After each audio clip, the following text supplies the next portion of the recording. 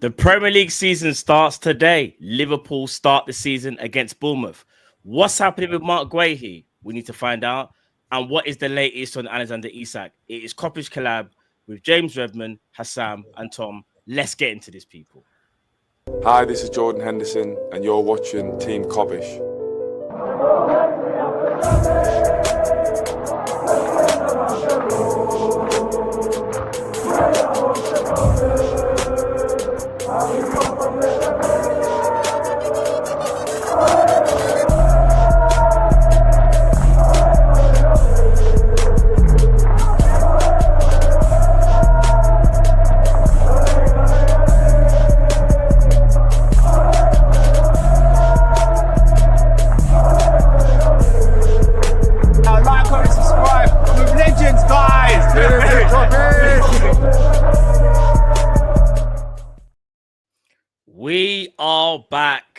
We are back, people. Not only that, new intro. Did Henderson give you a shout out? Wait, new intro.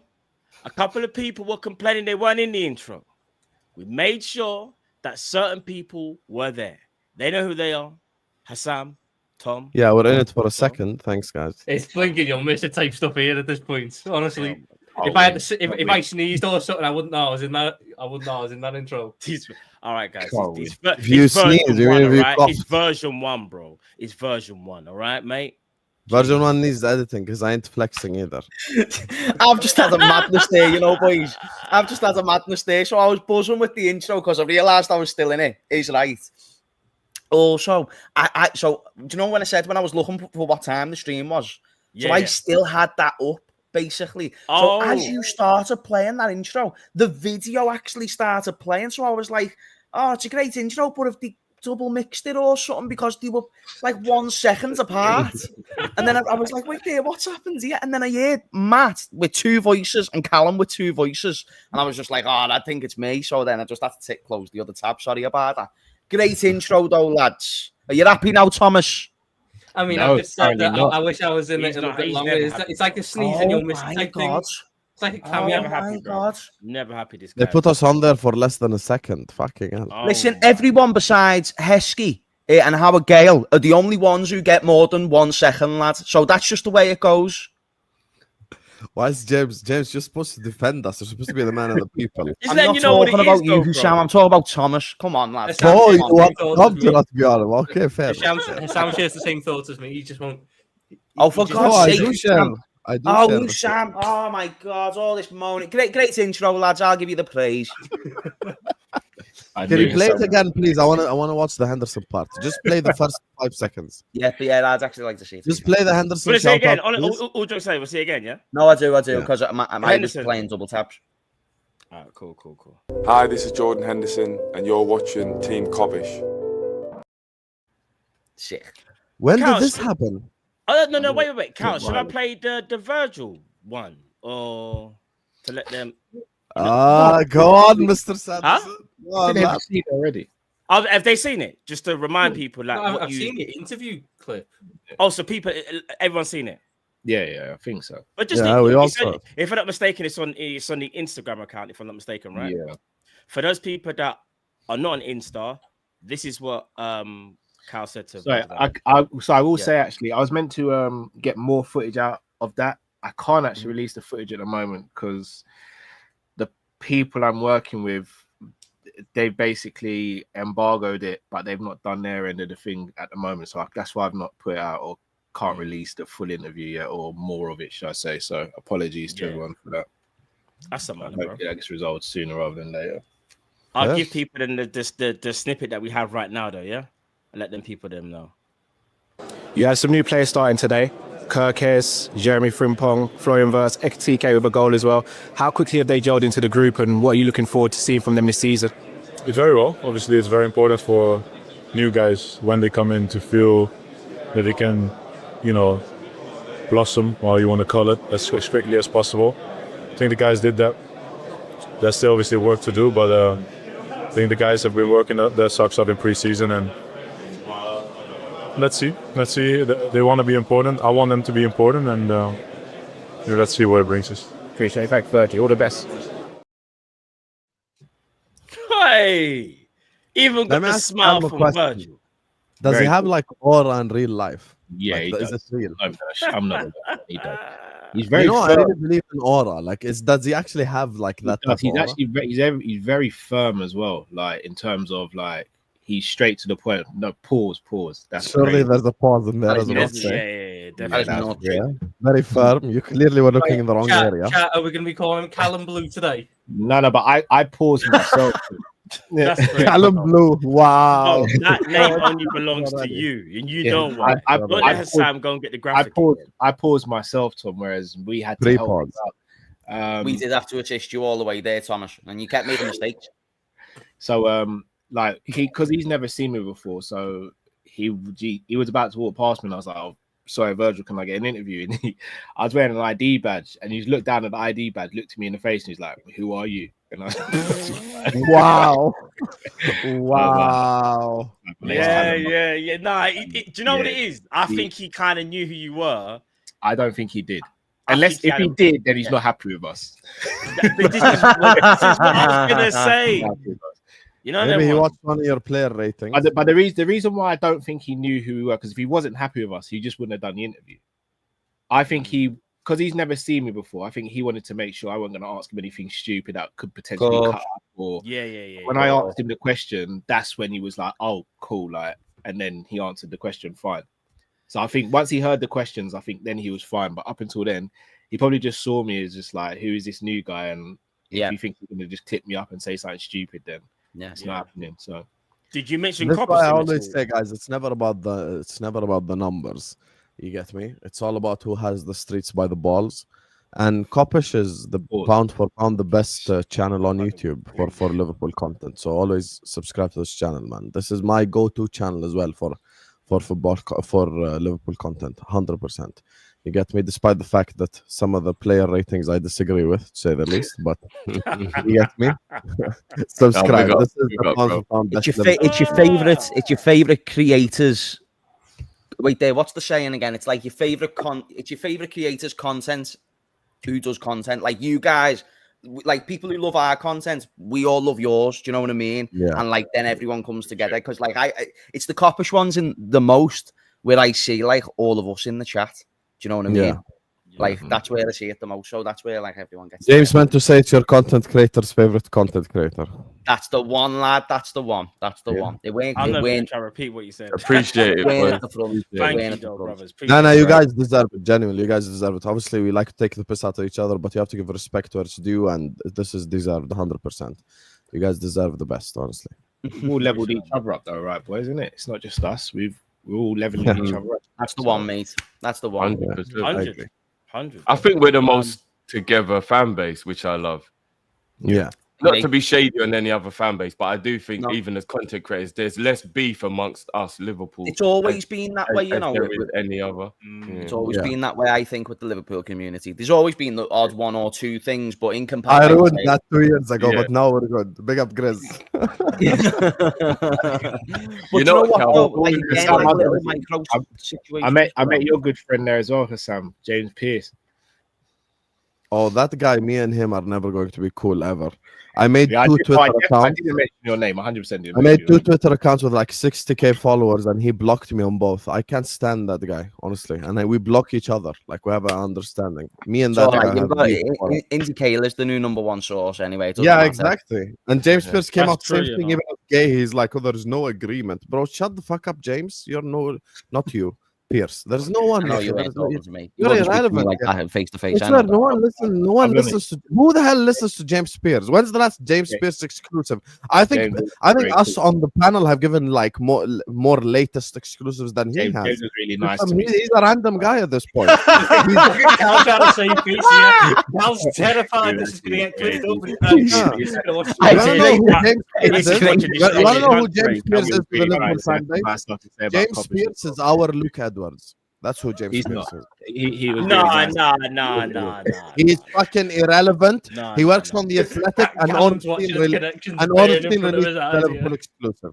He works on the Athletic and Ornstein reveals the exclusives. Imagine.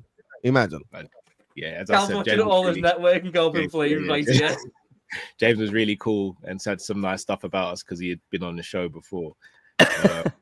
Yeah, big Callum, up for that. since he's so cool, why didn't you invite him on this summer, mister?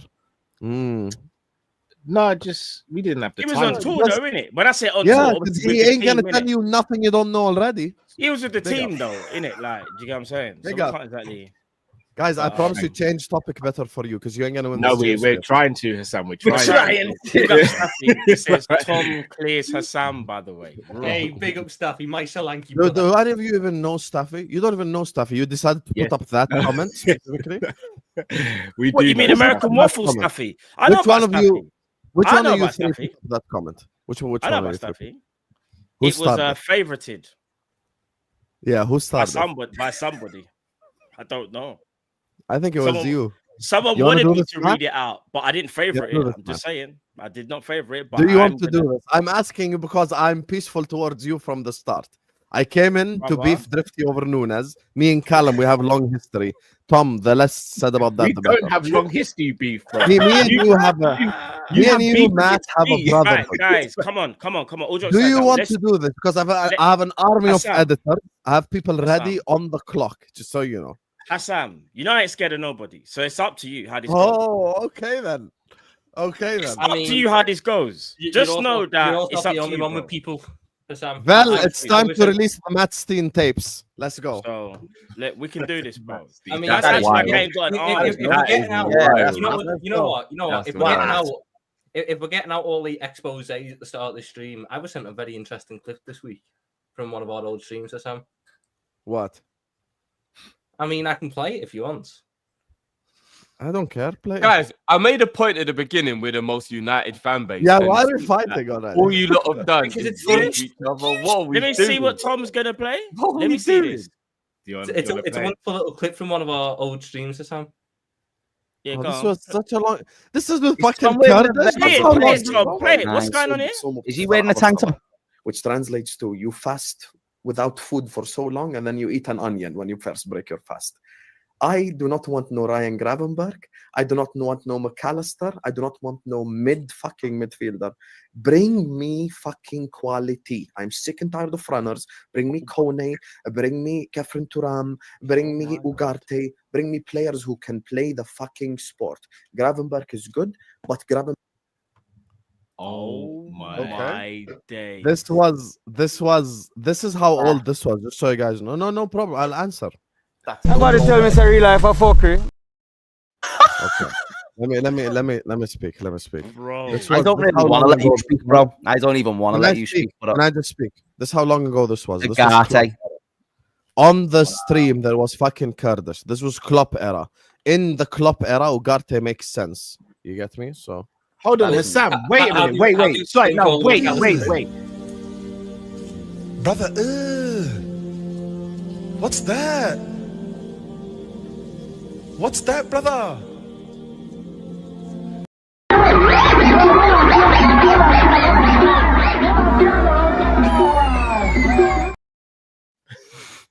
that was Klopp era. That was Klopp era. That was the What difference. difference does that make? Because that's how. Okay, I'll tell you what difference does it make. If you're gonna act like Klopp era, no Liverpool fan wanted Ugarte, you're lying. Because he was the next I DM. didn't want Ugarte. No, Why I you didn't. Ugarte? No, I'll put my hands up. Wanted him, I but wanted he's admitted Ugarte he was- I for the didn't. same reason as Sam, but I still Yeah. wanted McAllister and Gravenberg. Yeah, but listen, at the time, that's not what we needed, man. Because I the don't Klopp think people era, wanted the Gravenberg. Klopp era no. was a different style. The Klopp Sam, era the was one I won't like get onto you for would be the Gravenberg one, because I think a lot of people actually weren't keen on Gravenberg at the time. But Oh, me and Matt remember that. We remember I loved that. it, mate. I was like, Oh, how do you how would not want Gravenberg- to play like that? No, Matt, do Yeah. you not remember how much we had to convince everyone on deadline day when we were getting slewed for Yeah, being Some that's people what weren't we happy did. with him. Yeah, Yeah, remember with it, Gravenberg. He's got attitude Why have problems. we got to convince you lot about this signing? This was Like, it 3 years happening. ago, by the way. 3 It years was ago. 3 years ago, but it That was wasn't even in still- my studio. That was in my jail cell, and you guys are Yeah. clipping that. I think the up? Come on, man. McAllister one is the one you misprofiled massively there. I think Yeah, it's but fine to say- McAllister, look, Tom will vouch right now. He's the one that's worked with me the longest since then, because this is a long time ago. I was working with Callum because Callum used to give me dates 4 months in advance. The thing like is, that Tom, means- you'll be honest. Literally from game week 1, I was like pro McAllister. You know this. Like he'll tell you. Me and Tom were actually defending McAllister together. So that was probably one of my You get me? Moments where I just said some wild shit on McAllister, but at the time, like these things, nothing is crazy. Klopp era, you want. I'm gonna be real. Like, Tom when is kind of Fabinho- awkward right now. When Tom, are you Fabinho okay, by left, the way? it was This is like a perfectly bit of normal to ask for a DM. when I'm Fabinho left. calm. I'm calm. I just know that I've now got. When he brings up the fact I want to Mason Mount, I can bring up the fact he I'm not called gonna McAllister. lie. Yes. You want to Manipulate the manipulator. And me wanting Tom's said, I've had Ugarte in enough. Klopp era. Way worse. It's just Wait, about wait. making sure I've got the counter punches. I Yeah, want but to that's Mason not Mount. even a You call counter-punch. McAllister mid. There's not even a counter punch. You said McAllister was mid, and you wanted better footballers like Ugarte. Ugarte is on no planet a better footballer. Tom, in the Klopp era, when Fabinho left, we needed a defensive midfielder. Another time, for like a long period, people were talking about Ugarte. Don't act like this is like some bad take. It's like when people act like when Matt said that he wanted Pacho, it's a bad take. It's not a bad take. Like at the time. Now it's different. We play different football with a different manager, with different styles. Now, if you ask me who would I sign, it would be Adam Morton, because I know we don't need a destroyer. But Klopp style, of course, we need a destroyer. So who was the destroyer we looked at? We even wanted Ugarte. So that's it. I would McAllister's rather always been a Enzo. baller, If by you the show, way, if you always showed been a me baller. clips of Enzo and clips of Ugarte, I'd have took Enzo at the time all day. Ugarte is not that good. That's a Champions League. But all I'm going to say, I was the only one who wanted That that. is, That's all that I'm is gonna say. unfair. No, that is unfair, Tom. You're right. But I'm just being honest. I think Ugarte's always been a bit stinky. Fairs. But there are people who like him, and who liked him from 3 years ago. Yeah. This was 3 years ago, bro. Kurdish was on the stream. Again, just the McAllister. Hussam, I actually haven't got a large problem with most of the things you said, but the McAllister one stinker. But Yeah, Tom, but McAllister gaslight all you want, brother. You deserve this. You deserve this. Yeah. McAllister, look, of course. I'm the biggest McAllister That's it. supporter. But I also know you are a McAllister fan, and you have been since he joined. Like once you actually seen him in motion, you were happy with the signing, or not? Yeah, 100%. All right then. I was Well, so pro McAllister. With that being Right now, we're all. You ain't never last. You ain't never last. You ain't never. Boom, boom. You ain't never last. You ain't never last. You ain't never last. You ain't never last. You ain't never last. What's that, nigga? Right, I think we need to start the show. Right, people. Yeah. I think all the fighting has stopped for now. I mean, think friendly. Is it friendly fight? Like everyone put your guns down. Yeah, Let's you chill want out to now. want to talk about the bomber that's just dropped from our good friend Buying Space? Oh my God! Tell me. What? The legend is back. Yeah, but Buying Space. Buying Space is back, and he said that I know what it's about. Michael Olise has a release clause in his contract next season. Inside Bayern, there's a clear expectation that Liverpool and Man City will be his preferred destination. He decides to leave after the World Cup. Are you Say serious? that again. What? But Michael Olise has a release clause in his contract valid next summer. In Bayern, there's a clear expectation that Liverpool and Man City will be his preferred destination should he decide to leave after the World Cup. Bomba clot. I'm trying I still think we should calm down a little bit because there's two Nah. parts. If he wants to I've leave, lost my life. and Man City, we know what they're like with wages. So, but it's cool to know. Definitely. He wants to come to us, though, Drift. Even if we don't get him, he wants us. Matt, And what I did think if say? we go to the table with City, we smoke them. By What the did I way, say the other day, Matt? Who's replacing Salah? What did I say, Matthew? You did. You said Elise, and I said that's not possible. I You said lot that's not laugh when I possible. say my name is oh, Fenway it's Sanderson. possible. You lot laugh when I said my name was Fenway Sanderson. Next summer, Elise and Wharton. Remember you heard it here. Remember you heard it here. So you think we're going to do a 250 summer after doing a 500 mil summer? Oh, Drift, I think You don't think Elise and Wharton wouldn't be over 100 mil each because they would be 100%. 250. We got Ali in the chat who said Well, it'll be definitely over 2 though, bro. I don't think Wharton's going to be as expensive as you think. Tom, if he has another good season, he's going to be at least 100. Yeah, but he'd only be 100 if he signed a new contract. Doesn't he have 3 years left on his deal? I'll quickly read it out. So, I can now reveal that Michael Lee has a release clause in his contract, first valid from the summer 2026. Max Elb agreed to inclusion during negotiations with the players' representatives, convinced that without such a concession, he would have no realistic chance of bringing him out of the Premier League. In doing so, he accepted a figure comfortably within reach for several English clubs, effectively ensuring that a return to England would always remain a possibility. Inside Bayern, there was a clear expectation that Liverpool, Manchester City will be Olise's preferred destination should he decide to leave after the World Cup, once the release clause in his contract becomes active. Both clubs are long-time admirers who have followed his progress for years and expected to act decisively when the opportunity arises. Chelsea were also seriously interested in him in the summer after he joined Bayern, but Olise rejected their approach at the time. It is still expected that they will return with interest once the clause becomes valid, although within Bayern, the belief is that much will depend on Chelsea's sporting development over the next year, as Olise is thought to be unwilling to commit unless their project aligns with his ambitions. So, did you see Bayern Space's tweet either yesterday or the day before regarding Bayern's hierarchy having a change in approach? So apparently, and according to him, he wants to Bayern Munich want to adopt the 2010s Juventus model, just meaning that also they want to be a bit more self-sufficient. So they're thinking, do we want to go into this market where we've got to compete with Premier League teams and we've got to compete with Real Madrid and Barcelona? Or do we stick to our roots a little bit and go with that approach because we've been doing the big signings thing and it's not worked out? It's worked out in terms of being the best in Germany. But again, we've lost our identity and there's other areas of the football club that we've neglected.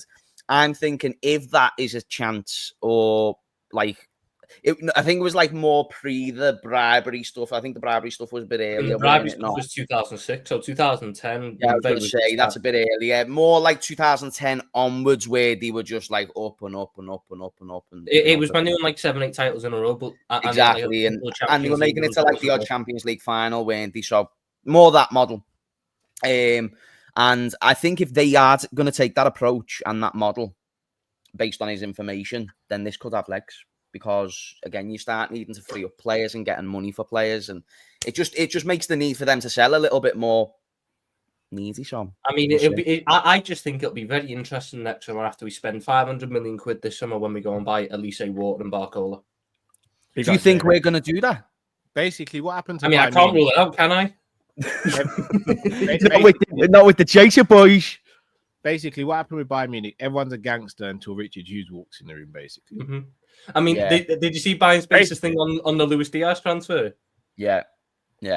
Inside Bayern, there's a quiet recognition that the Luis Diaz transfer was orchestrated entirely on Liverpool's terms. Richard Hughes controlled the negotiations from start to finish, never letting go of the upper hand.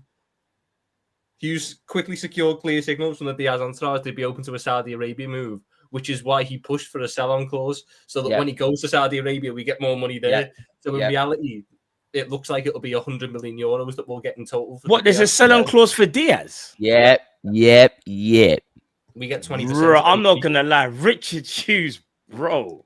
So we've sold him. Liverpool weren't lying when they said they didn't want to sell Diaz, so it had to be the most convenient terms. Rotted.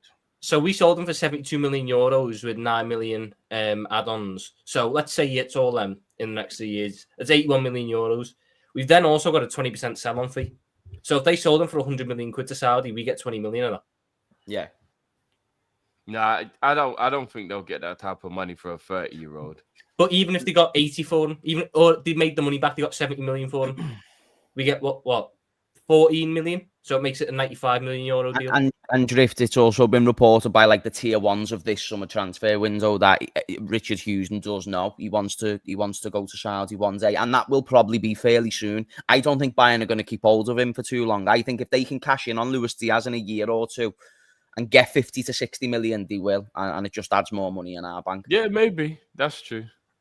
Yeah, but I mean, at the same time, Bayern Munich are a club that, because the league isn't as grueling, you can grow old in Germany. So a lot of the time they do have their players kind of like get to 32, 33. Do you know what I mean? So but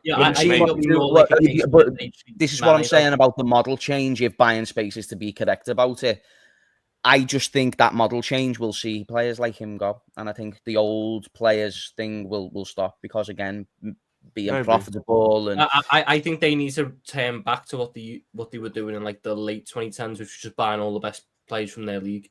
Yeah. So they tried to do the thing that they were buying them from the Premier League. I wanted to do that again this summer, but Vert said piss off. Mm-hmm. Do we still think Saudi are even going to be like in 2-3 years time spending like all this money? Yes. Like, do we think they're going to just continue to just spend all this? Yes, money? and the reason why I say that, Drifty, look, I know why you're asking that question, because 10 years ago the Chinese league did it first. The difference is with the Saudi league is they have a vision. Like, that's the difference. It's not just like a one-off thing. Their vision is they actually want global fan bases to watch their league in preparation for the World Cup that's going to be hosted in Saudi Arabia. Not this one, the next one in 2030. So they're going to have to continue to build. And if you notice, even their approach recently has changed. It's not just like they're not going to Europe anymore to just attract names. They're even signing younger players. Like they signed they've took Nathan Zezé from us, for fuck's sake. Yeah, like they're signing a lot of youngsters as well. Like, you know, the likes of Duran is someone that they signed. They signed what's his name, Moussa Diaby. You know, who a lot of people wanted to be the long-term Salah replacement. So they're doing a lot of things in a different style. So I think they have a long-term vision. So that's why I see it being different. It's because the club's been stagnant in terms of infrastructure and the way they develop behind the scenes. That was a big red flag for Florian Wirtz when he was doing it the right way. Project. Sorry, on the side, I think they're doing it the right way because they're trying to build the infrastructure for what that World Cup's going to be. Yeah, but they're doing it with the teams that are already there. So Qatar, they just built how many fucking stadiums and no one uses them anymore. Yeah. Whereas with Saudi, they're building up all them clubs so they can build the infrastructure internally, and then for that World Cup that's there in 2030, everything's more set up for it. Plus, you're never going to beat the Saudis at anything. If the Saudis have the mindset on something, they've got the money and they've got the desire to go and see it through. So I don't think it'll be a case of after 3-4 years, oh no, let's just pack it in now. Yeah. No, I don't think they'll pack it in, but to keep on buying players for big money, I'm sure they're going to get a bit more sensible to that. Do you get what I mean? They've got no FFP or anything, so they don't really care. But a 31-year-old Diaz, as much as I love him, 80, 90, 100 mil, I don't know. Were they going to continue to spend that type of money? I don't know. I mean, they spent like 100 million quid on Neymar, who played like 9 games. At least Diaz would have played more. No, but Neymar's like one of the biggest names to ever exist in football. It's a little bit different from Brand. They needed that at the start to attract people to watch. Now they're a lot more smarter with it. All right, guys. Let's move on the conversation. I want to talk about the breaking news before we get into any season predictions. Breaking news today is that Ben Doak is on the verge of going to Bournemouth for around 25 million. Tom Cry. That's in my opinion. That's big business. That's fantastic business. Yeah. Who hasn't really got a lot of Prem experience. So Tom, we'll start with you because we know how heavily invested you are. I know why he's upset with me there. I know why he's upset. Part of the dominoes, by the way. Fantastic business. Tom doesn't understand the dominoes. I know he doesn't, but I want to get his opinion first. Tom doesn't understand the dominoes. Tom, why are you throwing your bro? There is domino effect here. Us them is the reason why. The bomber. All right, hold on 1 second. I put a tweet. Oh, here we go. Hold on. Don't say anything. I'm gonna read it now, bruv. Don't say anything. Hold on. If it's Isak, I'm going topless. Ben Doak. Right. So it's Ben Doak. Here we go. Ben Doak is here we go. Deal in place for 25 mil. Porto are no longer in the mix since Tuesday, as they've been informed a deal is in place with Bournemouth. So Bournemouth, I've got their man. Formal steps to follow. Ben Doak is practically a Bournemouth player. So Tom, we'll go back to you. Great move all round, man. Great move. No. It's not a great move all round. No. That reminds me of that point there. No, go on, Tom. Go on. We've lost a top player there. We've now got to buy an attacker. Unless we want to keep Federico Chiesa as a prisoner again. He was the perfect backup right winger. And we've got 25 mil is a decent fee. But in 2 years' time, we'll be looking back at him when he's smashing it in the Premier League going, we could have kept him. I hope there's a buyback clause, like we've done with Konate, like we're planning to do with Elliot. I hope there's a buyback clause. This is devastating stuff. Turn the music off. You're a horrible actor. You're a horrible actor. You're a horrible acting right now. What do you think I'm?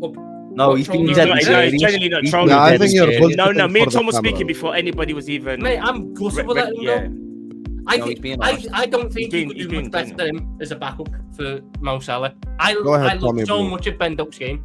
I love so much of it. He's direct. He beats his man. His end product is improving year on year. Last year he got like 14, 15 GA in the Championship for Middlesbrough. In a Middlesbrough team that wasn't necessarily that great, and he suffered with injuries. So to get 15 in like 28 games, that's impressive. And the fact that we're just letting, I feel like we're jumping the gun to get rid of him. I think we need a right winger.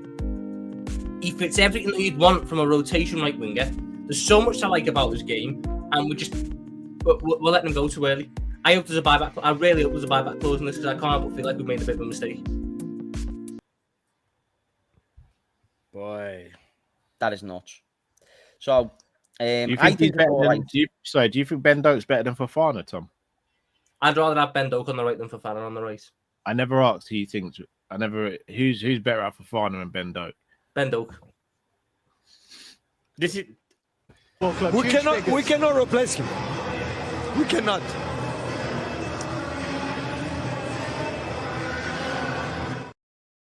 I need to intercept because I'm sorry.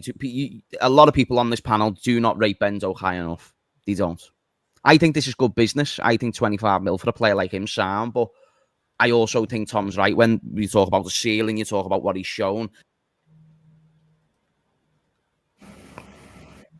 I definitely don't think anybody can say Tom's being crazy saying Doak's better than Fofana. No. Does anyone actually know enough about Fofana to say he's better than Doak? You know what? It's a player that was already ours anyway, so when I see it, there's no point in saying who's better, Fofana or Doak. Doak was mad high. Your mic's fucked. Yeah, I just heard a buzzing sound and it kind of just went mad loud. Your mic went unbelievably loud. Your setting will have changed. You have to change your mic in the setting. Yeah. Bro, listen, this is the food chain of football. If Ben Doak was that amazing, he would have made it at Liverpool. Ben Doak is a good player. This is a good business. And at the end of the day, this is just part of the domino effect. Doak to Bournemouth, Ouattara to Brentford, Wissa to Newcastle, Isak to Liverpool. No one's going to trade the opportunity of keeping Ben Doak, so we won't sign Isak as an example. So that's not for Isak. Stop it. You're a liar. No, because Sam, you're a liar. If I put you on a lie detector test, it wouldn't just show liar. It would literally start vibrating. That's how much you're lying. It wouldn't because I'm not lying. Because I know that Ben Doak isn't the reason. No pause. I said the machine would vibrate. Because that's a Bournemouth pause. And a machine vibrating is a pause. Wow. I mean, you said it 3 times, brother. I tried. Yeah, that's not a pause. So, anyway, back to the topic. The point is that they're getting the striker anyway. They're getting that. What's his name? I mean, Bournemouth are getting that. I mean, Adley from Leverkusen to replace Ouattara. So I mean, Adley's coming in, and that frees up Ouattara to go. Yeah, Habibi, they sold like half their team. So that's the thing. I think this is good business, and also it gives us a good relationship with Bournemouth. We don't when they have another good player. We've already got one. Sign with 30 million. So what I will say, if we don't go and get a wide forward now, then I'd say it's a mistake selling him. But if we go and get someone, then I'm good with it, man. So you think Fofana's better than Ben Doak? Am I better? Wait there. Am I better? Yeah, all good, Hammers. Yeah, all good, man. Yeah, I think he is. I'd rather Tyler Diblin on the right hand side. Oh no! Oh my God! All this talent. I'm only mentioning. I just can't believe what he's hearing, bro. The only guy I would have to replace Ben Doak for what I think the backup right winger should be is Assane Diao, and I showed you him yesterday. Have you ever had a good take in your life? Have you ever had one good take? I just want to hear one good take. Hold on, who's this too? Callum, who's the GOAT of football? You probably say Ronaldo, right? You mean? He did it in the Prem. Yeah. You say I would say Ronaldo. Yeah. Would you say Ronaldo? You don't know me if you think I'd say Ronaldo. Who's your GOAT? Well, come on, man. It's Messi, bro. What are we doing it? Oh, okay. One good take. Good. Well, in terms of attacking, Messi. He steps in the right direction. Let's go. Oh my days! Hey, guys, why are we really gonna sit here and like we've got the fucking adventures of the Liverpool fan base? Are we really gonna sit up here and like have a deep discussion about Ben Doak? He's a youngster. No, I'm supposed to get people forcing it, bro. It's big. That's 25 mil for Doak. We got and it's not enough. He'll be a 50 million player in a season. Good for him. promise you there is We're not buyback. buying a replacement, by the way. It'll either be keep Chiesa or we have 5 forwards. We're not buying a replacement for Doak. You know we're not. Come on, let's be serious. We'll see. It's kind of mad because Indicator actually said this Doak news like 19 hours ago, and only today, man, like from Breach and all them man are just saying, yeah, it's done, deal. He's done it all summer. Bro, it's kind of mad. Indy's got some actual sources now. Yeah, he does. Bro, Indy is clearly one of the burner accounts of somebody's you want me to be very honest? You can look at this. This was up. 18 hours ago, bro. Look at when he said this. No, but if you want to do some investigative journalism on IndyCar, you can line up when he started getting his sources. Yeah, because he was the first person to report on Michael Edwards coming back, and he was the first person to report on Richard Hughes getting appointed. Yeah. So that makes me think that his source or sources he's tier 1 are now. within that inner circle. He's tier 1 now. No. What it is, you know, it's clearly an account of journalists that are getting news that they can't really put on their actual platform, so they're using this like as a burner account. In my opinion, it's a faceless account that gets no shame if something goes sideways. Exactly. Ornstein is going to take all the heat if he said something and he's wrong. So that's why this account can be a lot more free with it, isn't it? That's right. Would you like some more funny news? Yeah, go. Paul Joyce has confirmed that Newcastle made a late move. No, just spoil it. Don't. Oh. Who cares? We're just having the moment of laughing at everyone. Who cares about structure in the stream? We spent 30 minutes arguing about him calling Newcastle mid. And there is structure, bro. When has there ever been structure on these shows? Leone. You tried to make a late move for Leone. Newcastle tried to get Leone. I was waiting to talk about that. Well, we might as well go there now. Talk about defenders. Might as well just go there. Leone. Newcastle tried to get Leone last minute, and Leone said, "No. It's only Liverpool." Who confirmed that? Newcastle tried to, Paul Joyce. Okay. Joyce. Maybe you have to wonder at this point why they aren't. Are they glutton for punishment? Are they like? Did they not learn their lesson? Well, they're not up there. You'd think they'd start learning to pick the battles. Like anytime they've been in a battle with like a mid-table team, there's some of they've won, but yet they keep trying to fight us. You're not. They're literally coming into school every day, walking up to the bully and calling him an idiot, and then just getting beaten up in front of the whole school every morning. At some point, just like, come on, man. Maybe they've got a humiliation kink or something. I don't know. Man said humiliation. That is crazy. Has Eddie Howe ever done Liverpool over in the transfer window? He's the same fella who bought Jordan Ibe for how much? Just quickly though, I feel like at the time Jordan Ibe looked like he was going to be a good player though. Yeah, just quickly, guys. I don't want to go back to Ben Doak again, but just quickly, are we all in agreement though that Ben Doak, like that's a good sign? Well, that's a good sell for us. Is everyone in agreement on that? 25 M's is really good money for a player who hasn't done it in the Premier League. Yeah. Definitely, I think the structure of the deal tells me more how good the deal is. But if you told me at the beginning of the window, 25 million, that'd have been like for a player who's played, 3/4 of a season in the Championship. Sounds. What about you, Tom? Last thing. I do get why Tom's upset about losing a talent like that because he is good. Yeah. He is a very good player. Very good player. That's why I would have rather. Well, if we have a buyback clause, I'm actually a lot happier about this deal. I'm sure Tom would be if there was a buyback clause. It's a decent enough buyback clause, yeah. I would have just much rather kept them than in this current way with how I think the market is and with who I think. I'm getting some information from my director, Oh, here we go. What the fuck is this? Bro, this is crazy. Wow. What the fuck is that? Bro, someone just... Wow. I'm sorry, that is nuts. That is insane. Tom, I have nothing to do with this at all. Tom, I have nothing to do with this either. I couldn't even I have nothing to do with this either. Hang on a minute. It was Matt who showed it. So, Matt, you're not getting away from it, bro. Not a chance. What I'm not going to do, I'm not going to snitch. All I'm going to say is information was given to me. That is not. But you didn't need to use it.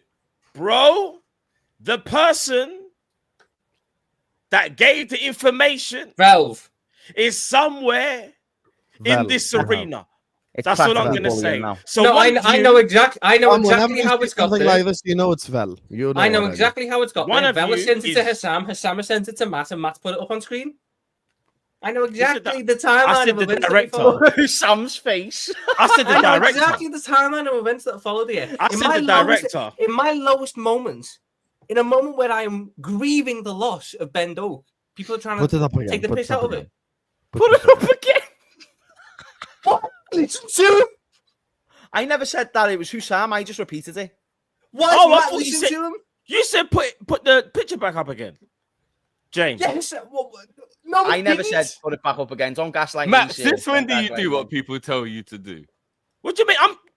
Are we not in a show where we all come to agreement? Acting like now he's got to do No, what no, people. no. Jokes aside, it's all like a collective agreement. No one said don't put the picture back up ever again. We didn't even get a chance. I mean, I to just talk thought it'd about be, it. the decency thing. You know, I'm a guest on the channel. You know, I thought it'd be decent man to man. Me and you've got a good relationship, man. I'm struggling. I'm grieving. I'm Sorry, hit. And people No, are trying I'm to sorry, beat me I'm down. sorry. with Tom, he's stuff, taking the with piss out of your stuff like accent. that. He's taking the piss out of your favourite player. He's No, taking the no, piss out don't of your gaslight one- Red. Hey, He's taking the piss out of you, lad. gaslight, bro, because I mean, you'll I'm be not gonna lie, next. I've heard about the Scouse Yo. accent thing, but I've never actually seen it. What went on with the Scouse accent, Matt? Let me just say, your ears were saved and your eyes didn't need to tremble. Redmond, be At very, seeing- very careful what you do At next. seeing the monstrosity that Matt caused that day. It was the most Hassan, have abysmal a Scouse conversation accent I've with ever you, heard. In fact, I felt like unliking the video, but then I remembered that Alright. they've got families, mate, Alright, and I cool. actually like Callum and I like Drifty and I want to make sure. And I like Matt, and I don't want his family to suffer at the hands of my dislike or because of his silly mistakes. So, Matt, Hassan, speak to you know who.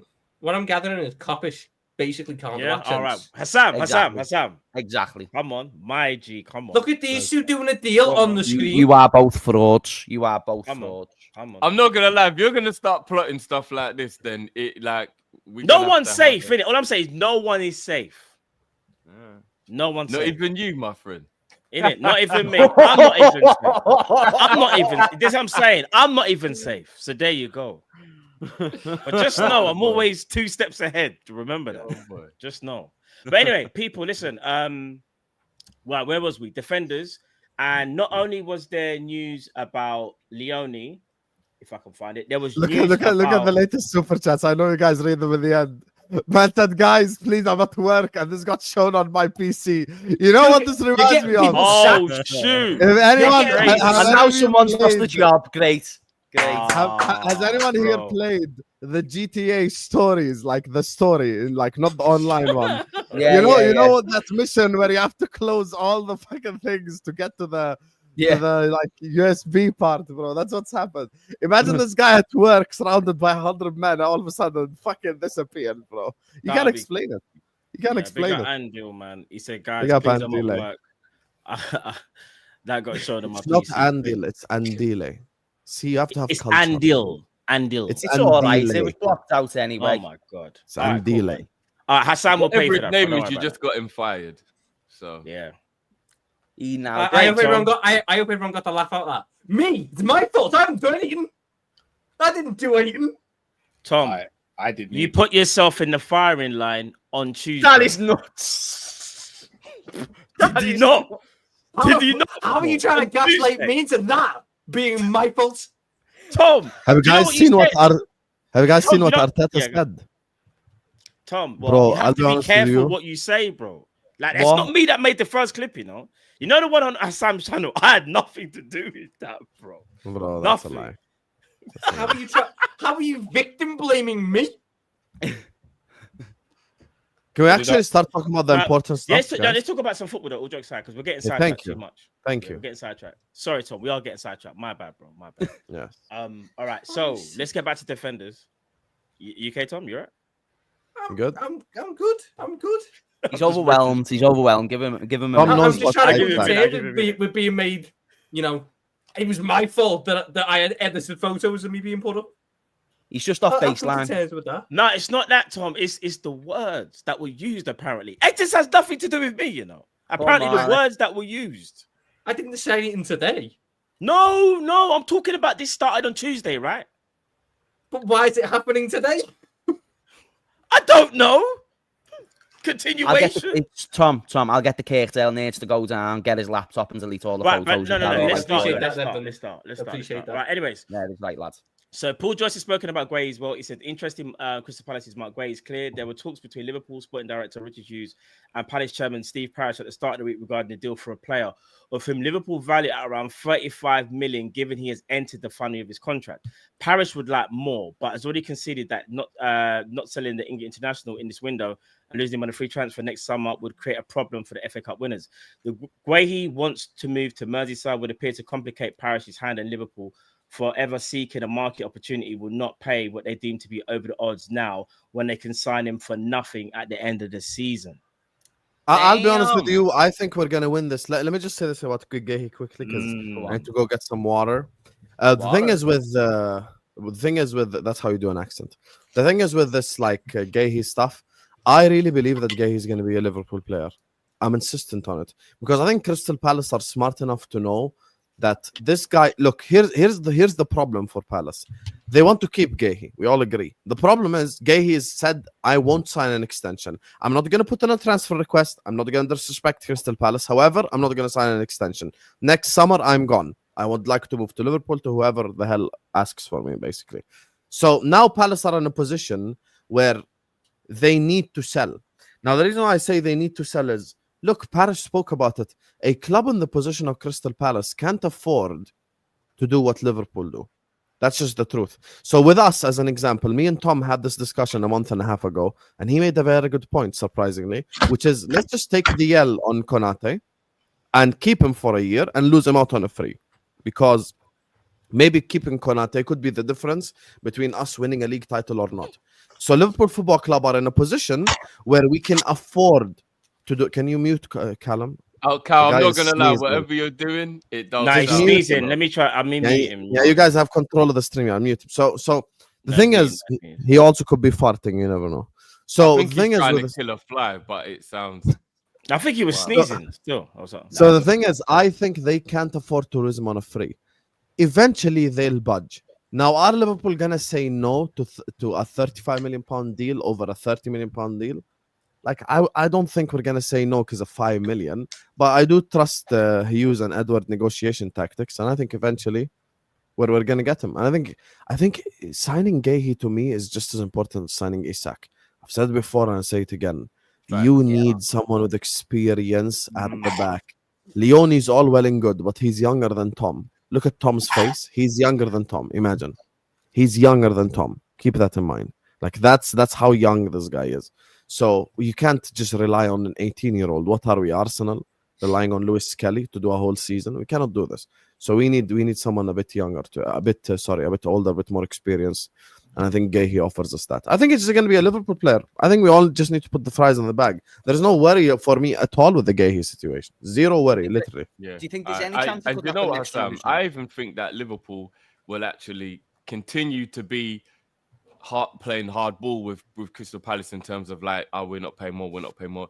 And if Crystal Palace buckle, it worked. If they don't buckle and we get to deadline day, I think we'd even go as far to be like, F it, go on them and give them 35, 40. Because I think we want the player. I just think we're doing that whole, we're in control of the situation at the moment. Let's see how long Crystal Palace hold out for. But either way, I agree. I think he'll be a Liverpool player. And it's quite reputable that he's happy with the personal terms with us. You know what I mean? Like, he's happy to come to us. He's happy for us to be his number one choice. So there's something that's had to have been said to him that implies first team minutes. I don't think that he's coming if he's being a third choice. I think it's first team minutes that he's looking for. And if he joins, I think it's first team minutes that he'll get. How he gets them, that's what I'm intrigued by. I'll be honest, guys. So on Sunday, you know, like they obviously go out to collect the trophy and stuff. He had a moment with I want to say Ward, who retired, I think, last summer. Yeah. And the sort of the interaction they had, it looked very reminiscent of someone who's played their last game for Palace or about to play their last game for Palace. It looks like it's probably going to happen. This is what you get, from guys who, you know, have the connections with family. No. Go the game and they're able to see all these things. No. it did seem like it though. It looked like. I agree with you, Cal. I think he's. It was like he was preparing just in case this could be the last one, and I think like be the last one. I wouldn't be shocked. I wouldn't be shocked if, you know, you went off in the game with some cramp, I wouldn't be shocked if the deal is relatively close and that injury is there and it's like, oh, well, he's not on the squad because of the injury, when in reality it's because the talks are quite close. I don't think we're a million miles away. I think Palace are trying to get as much as they can because he's the captain and they know they're not going to get his true value, so they're trying to extract as much as they can. But I also think it's just a case of, look, if the player wants to move. It's a big step forward in his career. There's potentially a real opportunity in the next 12 months if Konate doesn't sign a contract to become that starting centre-back. Even if Konate does sign that contract, there's still a lot of minutes to be earned because Guehi can play both left and right centre-back. So he can do the job when either Virgil or Konate need a rest, and we can't play them every game like we tried to do last year. So I do think the move gets done, and I think it's the right move for all parties. Palace able to get a decent fee for them. If anything, selling Guehi might give them the financial power to resist the sale for another one of the key players, which might in turn keep them strong overall. I think it makes sense for him at this point in his career, and it makes sense for us because I also think Guehi, it's the right kind of guy to have for Leone. In terms, we've got three different types of centre backs there in Van Dijk, Konate, and Guehi. A guy like Leone who's got so much potential. I think it's just the right move. Boys, Jamie, I think this could be the case. I think we're trying to maintain a good relationship with Palace because I do think Wharton's playing next summer. Yeah, we are. I agree. Think so? Yeah, I agree. I just wanted to add on to that as well. I'm just wondering about, is there any potential risk in the approach that we're taking? I'm not trying to be negative, but I'm just thinking if it is a couple of million, which is stopping the deal, the player's happy, he's kind of got the idea that it's his last game for Palace and we're also very interested, which we are we being a bit is it, well, that's what I'm asking you. Is it a risk? Are we leaving opportunities for other teams like Chelsea to come and swoop in? Because Enzo Maresca came out and said he wants a centre-back. It just appears that the board at Chelsea don't feel like that's super necessary. So I'm just wondering from you guys, because all the reputables say that he wants us, we want him. Now it's just a couple of million off the mark. What do you reckon happen? Yeah, Anyone? I think there is a risk. I do think there is a risk. It feels like it. It does feel like it. Even though I think we'll get him now, I still wouldn't sit here and be surprised if Palace just was like, no, we're not selling him below what we value. No, I disagree with you there. Did you see the what's his name? Palace have come out and said they need to sell him. No, I know, and I hear that. To lose him on a I hear that, but I also Chelsea's think the worry, Parish, yeah, that's what I'm saying. But I also think Parish doesn't want to get below a certain fee for him, and if we're not going to budge on that, then I don't think they would sell just for the sake. I think if it's just a couple of mil, hopefully I'd like. Here's the thing: Chelsea have a sell-on clause by our face. I don't know if you guys know that. Really annoyed. I'm not gonna lie. I know Tom's going to crash out on me for this. Sorry, man. I know Tom's going to crash out on me for this, but if you can demand and then get 25 million for a player who hasn't even played in the Premier League yet, I don't care if Guehi's only got a year left on his deal. You can't then turn around to Palace and go, Guehi's not worth more than 35. Like, that's a joke. I'll let that one slide. We're talking about an established, proper on the verge of being a superstar defender. Yeah. And then you're talking about someone who's actually only 3 years younger and hasn't got any Premier League experience. Like, how can that only be a £10 million valuation difference? Like, that doesn't make, you know what I mean? So we've got to just give them 40. If they want 40, if they want 45, just do it, man. I hear that. I think the reason why I think James has a very valid point is because Chelsea have a sell-on clause of about 20%, if I'm not mistaken. So if there was ever a team that could potentially take him from us, it would be Chelsea. And remember, they just had an injury to Colwell. I feel like Guehi is the perfect profile for them, and the path appears to be a bit more clear with the fact that they've just lost Colwell and it gives him a whole year to bed into the team. Of course, we're better and we're further in. And he's first choice as well. He'll become first choice. I mean, it's not like he can't be first choice at us, though. Sorry, Tom. If he comes to Liverpool, there's a question if he's first choice. There is a question. That's why I'm thinking, does the Konate thing have a play in all this? Does Chelsea? I feel like there's still a couple of moving parts because there's just, even though all the reputables are saying the good stuff, I still feels like there's a lot of things that need to be answered. So I'm like Cal. I think I'm confident we get the player. I have more doubt today than what I did maybe a couple of days ago.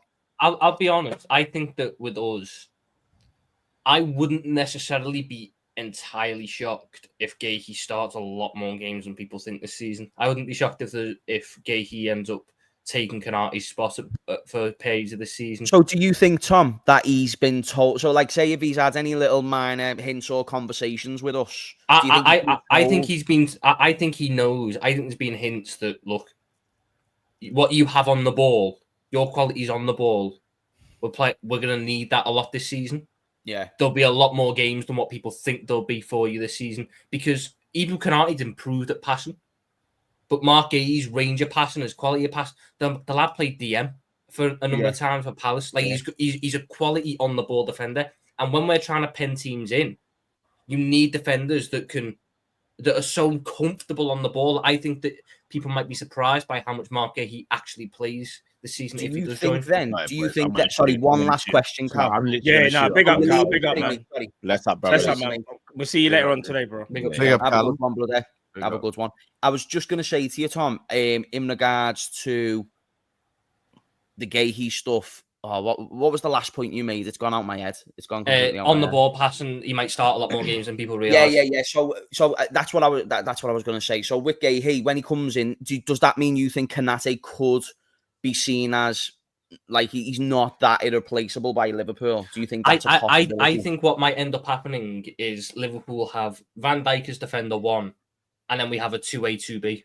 So rather than Konate's second choice and Guehi's third choice, it's Guehi's 2A, Konate's 2B. They'll play about the same amount of games, but it's for the different opposition. So when, let's say, I'm just going to give you 5 teams, for example. We play Arsenal, I'm playing Konate. We play City, I'm playing Konate. We play Villa, it's a toss-up. Has no one addressed the elephant in the room with this Guehi thing, which is he could literally just be the long-term Virgil replacement? But I'm saying, though, Sam, based on our likelihood, what we're discussing, Sam, is who's the first choice? Who's the first? Like, so if Guehi wants to join Liverpool, has he been told he's going to be a first choice? Or, Hussam, do you think he's happy to be a squad option? Do you think Guehi's willing because here's the thing. To squad? Yes, I don't think it's going to be a matter of squad option. I think if all 5 centre-backs are fit, and you have an FA Cup game or a Carabao Cup game, specifically early stages, the 2 centre-backs are going to be Gomez and Leone. I don't think Guehi is going to be playing against like Stockport or something.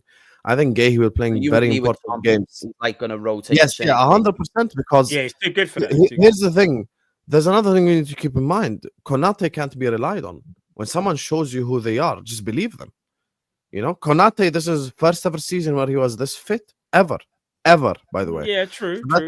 Yeah, so that's why for me, like I think Guehi is going to get a lot of game time, and that's why if you notice, even when Fabrizio first reported this and stuff, he said personal terms ain't an issue. You think they don't have this conversation? They've had it already.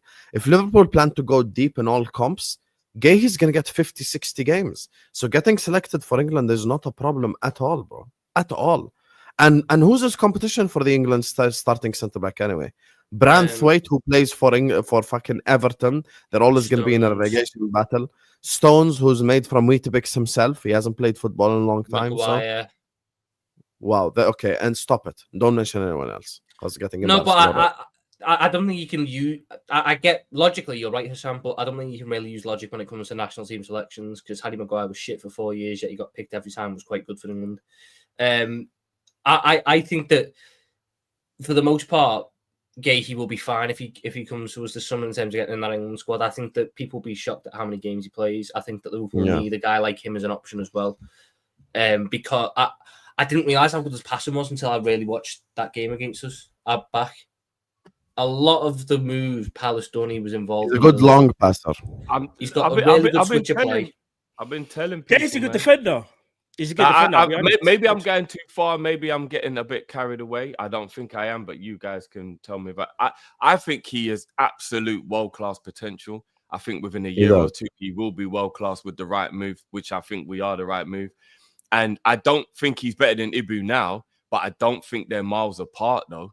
Like, Guehi is such a good defender. I think people are absolutely sleeping on how good he is, man. What Konate struggles with, Guehi excels at. What Guehi struggles with, Konate excels at. And I think that's why it's 2A, 2B type thing, when we can rotate whatever centre-back based on the opposition. So, like, if we're up against... bullshit.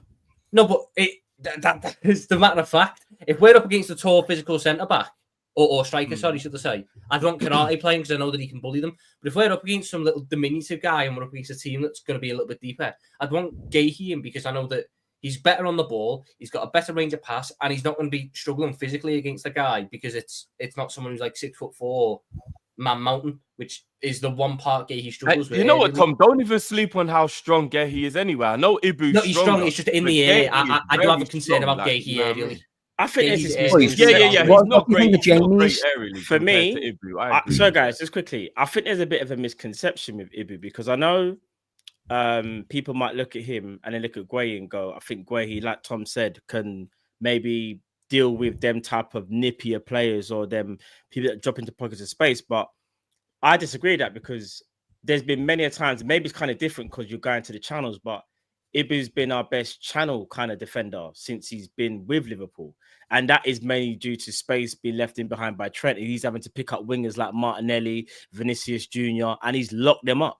Like, let's not act like he doesn't do this on a regular. That's his game. That's his makeup. And I think, in my opinion, for you guys to say that like there isn't a big difference to Konate, I still think there is because you're talking about a Konate that has played in Champions League finals. I agree. And been, I know we lost to 200, but like been like unofficial like man in the match, like put in like top performances where Guehi, albeit for England, that's international. But that debunks what you said, though. No. Let me finish. Who was the best defender in England at the Euros? Bro. Who was it? Hassan, let me finish. Who was it? Your international career is very different to your club career. You play different systems, and you obviously you play with different personnel. You're never the same.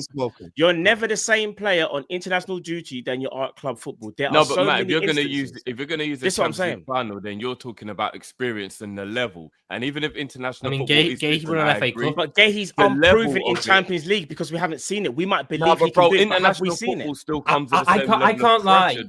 You know, no Matt, way. I think this. He played in the final of a Euro. No. You can't say that. That's not the same level of pressure. I'm not discrediting, but the level of opposition that you will find in a Champions League tournament is higher than the national team. I disagree, Matt. I disagree. Come on, we can't do this now. No, because you look at the Premier League. The Premier League's got 5 Champions League. I feel like you guys just let me finish what I was saying. I understand if we do get Marc Guehi, he's going to be a good defender. He already is a good defender. But I just feel like to sit there and say that he's already on the same level as, obviously not Virgil, even Konate. I think no one said he's currently on the same level. He has the potential to be on the same level. So you think he's close already to Konate? Yeah, I think Ibu is a 9 out of 10 defender, and I think he's an 8 out of 10 defender. Yeah, I think he's. You know what it is? I don't rate Guehi as highly as maybe as you guys. So see how you have him as an 8. I have Guehi's like a 7. Do you get on? Maybe that's what it is. I disagree with your Champions League. But I don't agree. That's the part that's bothered me, the Champions League point. The whole thing that, because we haven't seen him in the Champions League, we don't know. England have 5 teams in the Champions League. So that means 10 games a season he's playing against Champions League opposition at an absolute minimum when he plays for Crystal Palace. Whenever he's played against us, I've been impressed. Whenever he's played against Arsenal, I've been impressed. Whenever he's played against City, I've been impressed. I've always been impressed with Marc Guehi. The idea that he can handle it against Man City, but if we put him up against fucking, I don't know, Borussia Dortmund, it might be a struggle. Yeah. I don't see that. Can I just say one thing, please? Can I just say one thing? Look, go. Let's use content creators as an example. Okay, Tom Little is the prime example of this. No, fuck. We put him. Tom, be quiet. I'm backing your point, and I'm actually gonna praise you. Okay, I'm not gonna use content creators as an example. Fuck praising Tom. So let's look at Marc Guehi. Let's look at Marc Guehi during the Euros. Okay, let's look at him during the Euros. Some players who come from smaller clubs, when they go to international duty, they fold. A lot of them don't perform well. So your example of international football being different, yes, but it's about how you perform next to better players. That's why me and Drifty, as an example, wanted Joao Pedro at the start of the summer. You see now how with better players, he's performing better. We can't judge Firmino, as an example, based on Hoffenheim, because his skill set versus the players that he had at Hoffenheim, you can't really use his skill set in the way that you would like to use his skill set. So the thing you look at Marc Guehi, when he played for England, being surrounded by Premier League quality players La Liga quality players, Bundesliga quality players, who are all, some of them were world class. That was the year where City won the Champions League. That was the season. No, that wasn't the season where City won the Champions League. But that was the season where Phil Foden was there. Jude Bellingham was having like a Ballon d'Or season, and he did not look out of place next to them. He was England's best centre back. So I know if I put him in an environment next to players who are better than the current environment he's with, he's going to blossom. You get me? That's why there was someone who used to do streams with Vel 3 years ago, and I saw the potential in him. And I started doing Hussam X Tom Little when no one knew him, because every time you add him next to content creators, he knows how to act. He knows how to be, you know. And that's the same thing with Tom. And now Tom is one of the people that people actually give a fuck about their opinions on YouTube. That's the truth. So I believe that's the same thing with Guehi. Like, that's why I wanted to give that example, because if I surround you with better players and you perform better, I could tell you're built for this. That's just the truth. Yeah. Sometimes, and I don't think Ibu's gonna leave. So I think we'll have them both. He might. So we'll have that nice conversation of who's got the best centre backs in the league, and we'll have 3 of them. But this is my thing. I think sometimes what's happening is because there's a bit of confusion over Ibu's future. There's some people that's ready to be like, well, we got Guehi, he can just go. Like, do you know what I'm trying to say? Like, I think some people are ready for that crash out if he does leave. No, I don't. Drift. I've seen it already. I just think I've seen it. Genuinely, because people rate Guehi. No, bro, I've never sat up here and said he's the best centre back. No, I know. I've never sat up here and said like, I don't know. No, I know, but you definitely don't like anything being said about him. No, Drift. I can be unbiased though, bro. Do you get what I'm trying to say? What I'm saying is, I don't know, G. No, but Matt, here's the thing. Matt, with Ibu, go on. No, I was gonna say with Ibu, there's stuff that we know that he needs to improve on. And Hassan made a great point. Even when he said, "Oh, this is the first year that he was not injured," and I was like, "Yeah, this is so true." Like, you didn't hear me go, "Oh no, well, this is just." I didn't say nothing. This is what I'm saying. It's about being unbiased, bro. Even though you might like a player, you still can't just be pro to them all the time. No, I understand. You got to call out their bad points. Do you know what? Do you know what I wanted to say though, Matt, as well? I don't think I don't think it's necessarily, and I don't want to put words in your mouth, so I don't want to say this is what you have just said, but I think that people genuinely just think he can be a very, very good alternative to Konate. I don't think it's like we're preparing in case Konate leaves to save the embarrassment. I agree with you. This is why I agree, bro. I just think that Guehi is if you told me Konate is thinking about Real Madrid and he does want to go and he's not accepting the wages that we're willing to offer him, I'm fine with an FA Cup winning champion with the experience that Guehi has. Do you know what I mean? Like, it's not me then to say he's better than Konate definitively. It's just over time, it could happen. It could. Why are we smiling? No. Someone sent me something so crazy. I can't. I'm guessing it was Hussam because Hussam. I'm not saying nothing. Listen, the problem is Hussam put something in the chat. I cannot play that, bro. If we play I think you can. I really think you can. Hassam, if we play that video, we might as well lock off the stream, bro. Drifty, do you want to have any? I can't do that to Tom. I can't do it. And to be fair, I've got a feeling that it's going to be something shady towards Tom, and I'm not up for bullying it. You think? In there? Yeah. I sent it to Tom. I sent it to Tom. Let's see if he approves us playing this. No, Tom's going to go. Tom's going to go mad when he sees this. And Tom could take banter, by the way, but I'm not going to play it, though. Out of respect, I can't, Hassam. Wait there, let me finish messaging someone. Then I'll have a look at Drift, I'm going to send it to you. When I say this is crazy, this is the craziest thing you've ever seen in your entire life. James, have you got your phone on you? Send it to him. Yes.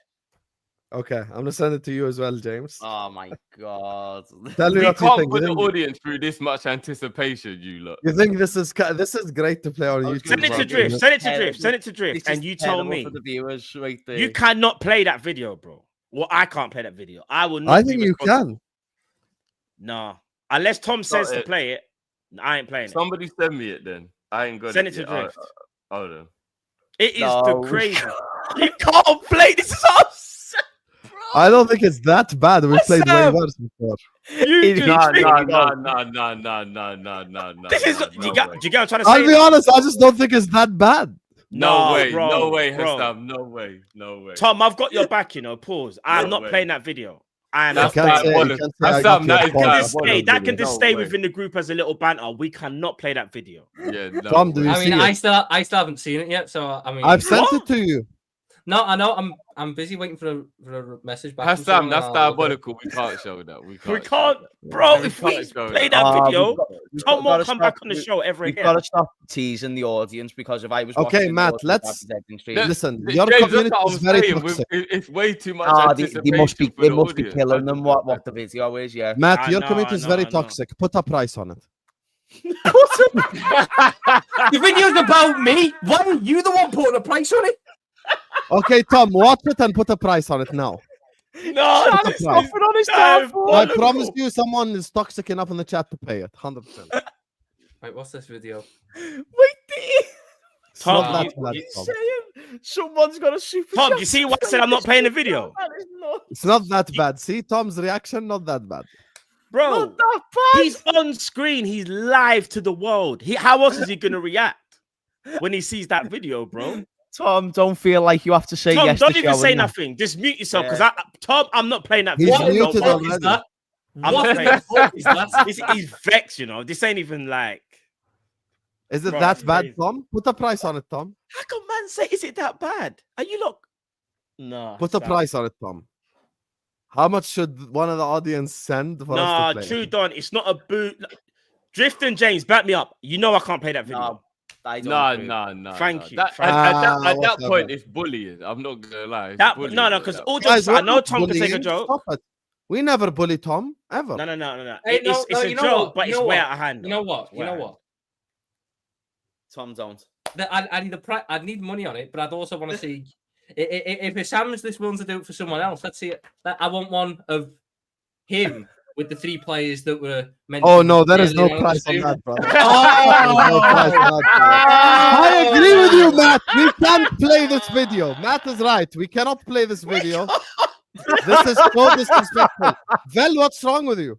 This is so disrespectful, Vel. This is so disrespectful, Vel. I'm gonna Bro. fire you if you send something like Chat, this. I again. promise you, if I could play the video, I would. But all jokes aside, I know we all battle at fuck times. you and mean you sometimes- would? No. I'm saying I would not play the video. What I'm saying is, I know we banter at times, but I'm still never gonna play that video. I just want to make that clear, bro. I'm not playing that video. Anyway, let's move on because we've. And if teased I the was audience too much diabolical, with the- I could have played that video and just been like, I don't give a damn. I'm playing the video. But I'm not gonna do that. I am not that Nah, guy. that would have been diabolical. That yeah, because I think that there, me and Tom, I think Tom would really take a I think out of 10, that video is like 8 out of 10 bad. Come on, It's not boys. 10 out of Next 10. topic. Next No, topic. we yeah. got I to move mean, on. We got to move on. That's basically all I need to do now. If Sam's ever got any more of these videos, I just go right. Let's do a version with Sam on it, and I guarantee none of them will ever get done again. Tom, you know I can't edit for shit. That's literally Vel. All right, guys. Before we get into predictions, I just want to quickly get your thoughts on what Eddie Howe said about Isak. He said basically whether Isak plays or not is in his own hands. Basically, Eddie Howe basically said, "I want him to play. I want him to train. But as things are concerned, nothing is going to change, and you can't see anything changing right now. There's 2 weeks left of the window. They're close to getting Johan Wissa. Do you think maybe the potential signing of Wissa unlocks the door for Isak, or are you still worried that Newcastle are going to be like, listen, we've only got in one striker. That's supposed to be Callum Wilson's replacement. We still need Isak's replacement. Therefore, he does not leave." What's your thoughts on that, guys? Jamie he still doesn't have a club, by the way. What's that, sorry? Jamie Vardy still doesn't have a club. Oh, let's not doing this again, are we? Bro, we can't do this, bro. No, we get his point though. Can We you get not show past some the thing, encouragement though. that Newcastle might follow? Why are we gonna shoot? We're trying to get Isak No, Because we're being no, I get realistic, it. bro. We got to be realistic. Jamie fam. Vardy know as what, backup boys? and replacement for Callum Wilson is realistic. I Jamie don't Vardy will think play it's more out of the football, realms. Yeah, I don't think it's out of the realm. and he will Eh, score and more Wiss- goals because he'll And be Wiss is the available main more. guy for them. So All right, they all right, already. let me ask you a question. No All jokes way, aside, they had Callum Wilson, who I think injury-free is actually a brilliant forward, but he's not injury-free. He's absolutely like shot to pieces. So much so, he's only got $5,000 a week contract with West Ham. Yeah, that's how bad his level of injuries are.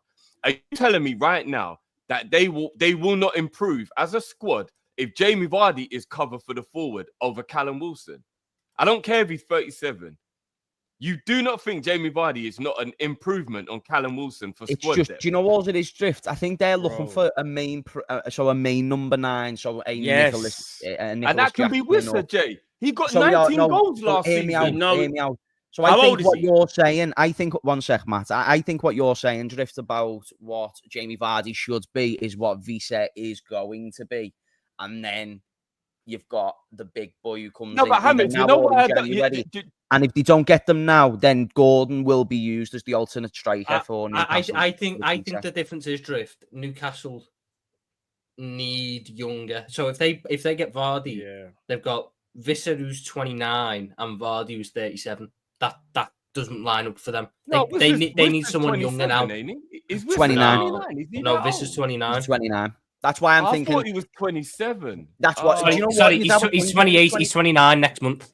Okay, he's 29. So by the time he plays, he was then. He's pretty much that age. But again, they need someone younger. He's 2 years older than I thought he was. That does change it a little bit. But at the same time, and I'm not being condescending to Newcastle when I say this, I'm just you know what Newcastle got this window, with all due respect, is that eye opener. You know, we've all known that guy who thinks he's the Jack the Lad, Gallus, rare. And then there's a point in his life where he really gets a reality check and a woman's like, bro, what are you doing here? Like, stop punching. And he's got to take a step back and go, yeah, shit, I am approaching women that are out of my league. Newcastle were that guy. They've been trying to go for... Guys, you might have money, get back in You're not that team. Wissa is your level. Don't tell me you want Wissa and you want this other world-class player. With all due respect, Wissa is your level, and that's a 19-goal forward. That isn't a poor level, but that is your level. You can't go and get the Gokares and the, do you know what I mean, of the world. Like, you're Newcastle. Maybe you'll get there, but right now, come on, like, calm down. So, Jamie Vardy and Wissa is an upgrade on having Callum Wilson as a backup who doesn't play football. But it doesn't work like that for them, though, because they need a project. They're doing this whole project, and what they want is they want Visser to be the older guy in the striker setup. So he's going to be there for the next 3 years till he's like 32, 33. Yeah, he's gonna be the old reliable, should we say? You know, you can bring Visser in and he can get you 15 goals. But what they also then, if Visser's your old reliable, you don't need 37-year-old Jamie Vardy who's older and less reliable, because it doesn't line up. What they want to go alongside of Visser is someone who may be 23 or under, who might not be better than Visser now, but you've got the potential, you've got something you can work on. So in that basis, I see why they're going, no, I don't want Vardy or this, that, and the other. The one thing that I do think is if Isak keeps angling, keeps pushing, and he sees through the strike that he's doing, where they're going to start, fining him, I think that Newcastle might eventually buckle and go, look, we can't have this cloud hanging over us for the whole season. We've got Champions League football. We've got bigger things to do. Let's get Visser in. We'll get Isak gone. We'll see what the market's like for the end of the window. But worst comes to worst, we get to January, we do 6 months with Visser and Gordon. Then Visser goes off to AFCON. We attack the January window to get that other striker that we need. But we know for the first 6 months, we use a Gordon as the backup. You're right. No, 100% you're right. But what I'm saying is, if that is what they roll with, what would be the harm in Jamie Vardy on a low wage being in the squad just in case? Like, Jamie Vardy can still score goals if you provide him with service, you know. We're not talking about a bum here. He's just got old. If you've got Gordon and you've got Alanga and you've got what's his name? What's the other winger they've got that had a really good season? Murphy. If you've got Murphy, if you've got all of these guys providing width and crosses into the box, Jamie Vardy is a tapping merchant. He's brilliant at it. He doesn't need to do all the running but it's just an option for a year. I'm not saying Jamie Vardy's the future, but I'm saying even to just get into January, Tom, like you said, or just for 1 year while they figure things out, because they clearly have no plan of real action because they don't even have a director of football. And he's experienced. You know what he is that a lot of the people in that squad aren't? A winner. Jamie Vardy's actually got the mentality. Come on, he's a winner. Jamie Vardy is definitely a winner, bro. All that squad are winners now, though, because they won a cup last season. No, but I mean like the real big, And- like and he won the Premier League and he won an FA Sandro Cup. Like, Tonali's won Serie A. Botman won League One. no, I'm not saying they haven't got couple any, things. Tom, but they don't have many. No, but is what I'm this notion that Vardy, I don't see it with this Vardy thing. I mean, he was on 160 grand a week at Leicester. I doubt he's going. So he's not going to want 90% wage cuts down to like 20 grand a week. Which James again, Milner I don't did at that age, bro. Very At that sorted age, now, James you're sorted. Milner went down to 50 grand a week. I think to be at the highest level, Vardy would go for 50 grand a week, I reckon. At Big up 37, James Milner, man. he'd be over the moon to be in the Champions League at 37. He'd take 50 grand a week, I think. Also, I don't know I mean, why I don't Tom know is him, obviously, moaning but, because like, Tom you said know what I mean? Vardy's better than Van Persie. So Yes, his Premier League legacy is better than Van Persie's, but it doesn't mean right now he's a better What? player. I'm just saying. I said, Redmond, in 10 years' time, people will look back on Vardy's Premier League legacy probably slightly higher than Van Persie's because of that league title he won. Jamie Vardy's a Premier League legend I without a don't shadow of a know, doubt. It- because Van Persie's only got the one league title. So these people are going to look at it in 10 years' time and they'll go, right, they both got one league title, but Vardy's was with Leicester. That's got more weight than what Van Persie's with United has. They've got, I think Vardy's got one more career Premier League goal. They've both got the same amount of golden boots. They've both got the same amount of Team of the Year appearances. I'm not saying it's right, but I'm saying that in 10 years' time, there'll be people that go and look at it and go, look what Vardy done with Leicester. He done what Van Persie done at Arsenal and United. You're not That saying means you're got not better saying legacy. he's better. Yeah, you're not No, saying Van, he's better Van than Persie had Persie. more ability than Yeah, Vardy did. yeah. But legacy. Jamie No, Vardy do is you know what? I absolutely actually, do you know what, slept on. Tom? Fair play. 100%. Yeah, no, that's fair enough. I think. He's absolutely slept think on James because he's just not a doesn't wanna fashionable argue. type of player. No, I think he's got a point there. You know, Hussam. They've got the same amount of golden boots and that. Like I didn't know that. You know what I mean? I just didn't know certain things. Jamie like, Vardy even broke his record of goals in a row. Mm-hmm. That When was good, Vardy Van went Nistelrooy. 10 or 11 games in a row, it was He actually was Van a Persie's quality lad, record that he he was. broke. I wouldn't have hated the idea of him being a rush either at one stage. I'd have definitely taken him. If Jamie Vardy had went to Arsenal, I think Arsenal would have won the league by now.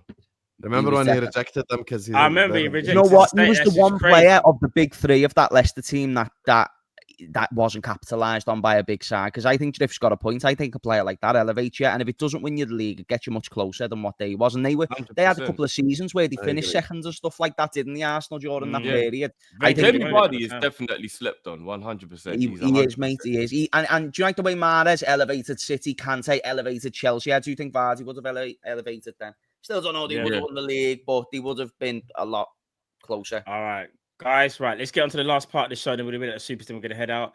Just some. We're going to go through, look at some predictions. Actually, Oh, was it Van Nistelrooy? So I thought it was Van Persie's record he broke. If it was Van Nistelrooy, fair. for Yeah, this Van season, Nistelrooy.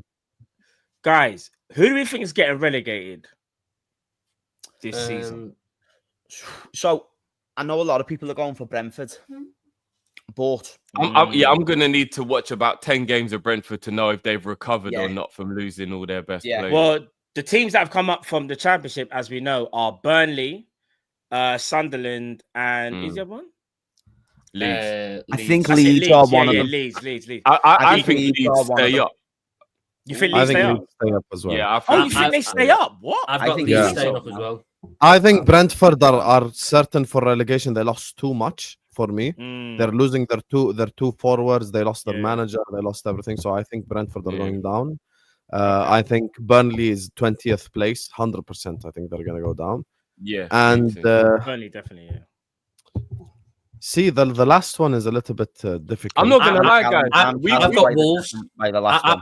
I've gone for I've Wolves. got Wolves down. as well. I think Wolves go down. Yeah. Maybe even West Ham, you know. I'm keeping a very close eye on West Ham. Very close. That's what I eye said. on West West Ham. Ham. I don't. The reason why I don't say West Ham is because they've got Jared Bowen, and when you've got a guy who can get you 20 goals, Yeah. But they got in a one relegation player battle- though. Like I'm gonna be No. honest. They don't but have they- one I player, think but they- Jared Bowen's like. If you got someone who can get you 20 goals, that West Ham Mm. team isn't as bad as it's made out to be. I think a lot of people jump and overreact. They've got some experienced heads there that'll keep them up. I've gone for Wolves in 18th because I think they've lost Cunha, they've lost Aït-Nouri, and they missed out on too many top targets this summer. I don't think they're going to get many goals. I've gone for Sunderland 19th because they've made a lot of signings, but my problem with them is that pretty much every single one of their new signings, bar like 2, goes to AFCON. So for 7 games, they're playing a championship squad. If they're not safe, that 7-game run might just take all their momentum and they won't get that back. And then Bro, what about Yeah, but not Bournemouth? everyone that they have who's at AFCON is going to get to the final.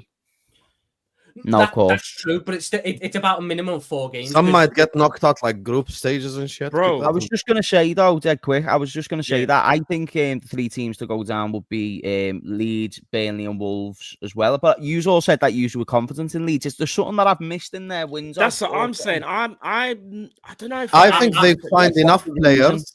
I the think manager's I think also they been find enough relegated before. players, Mm. and I think Leeds' home ground will help them as well.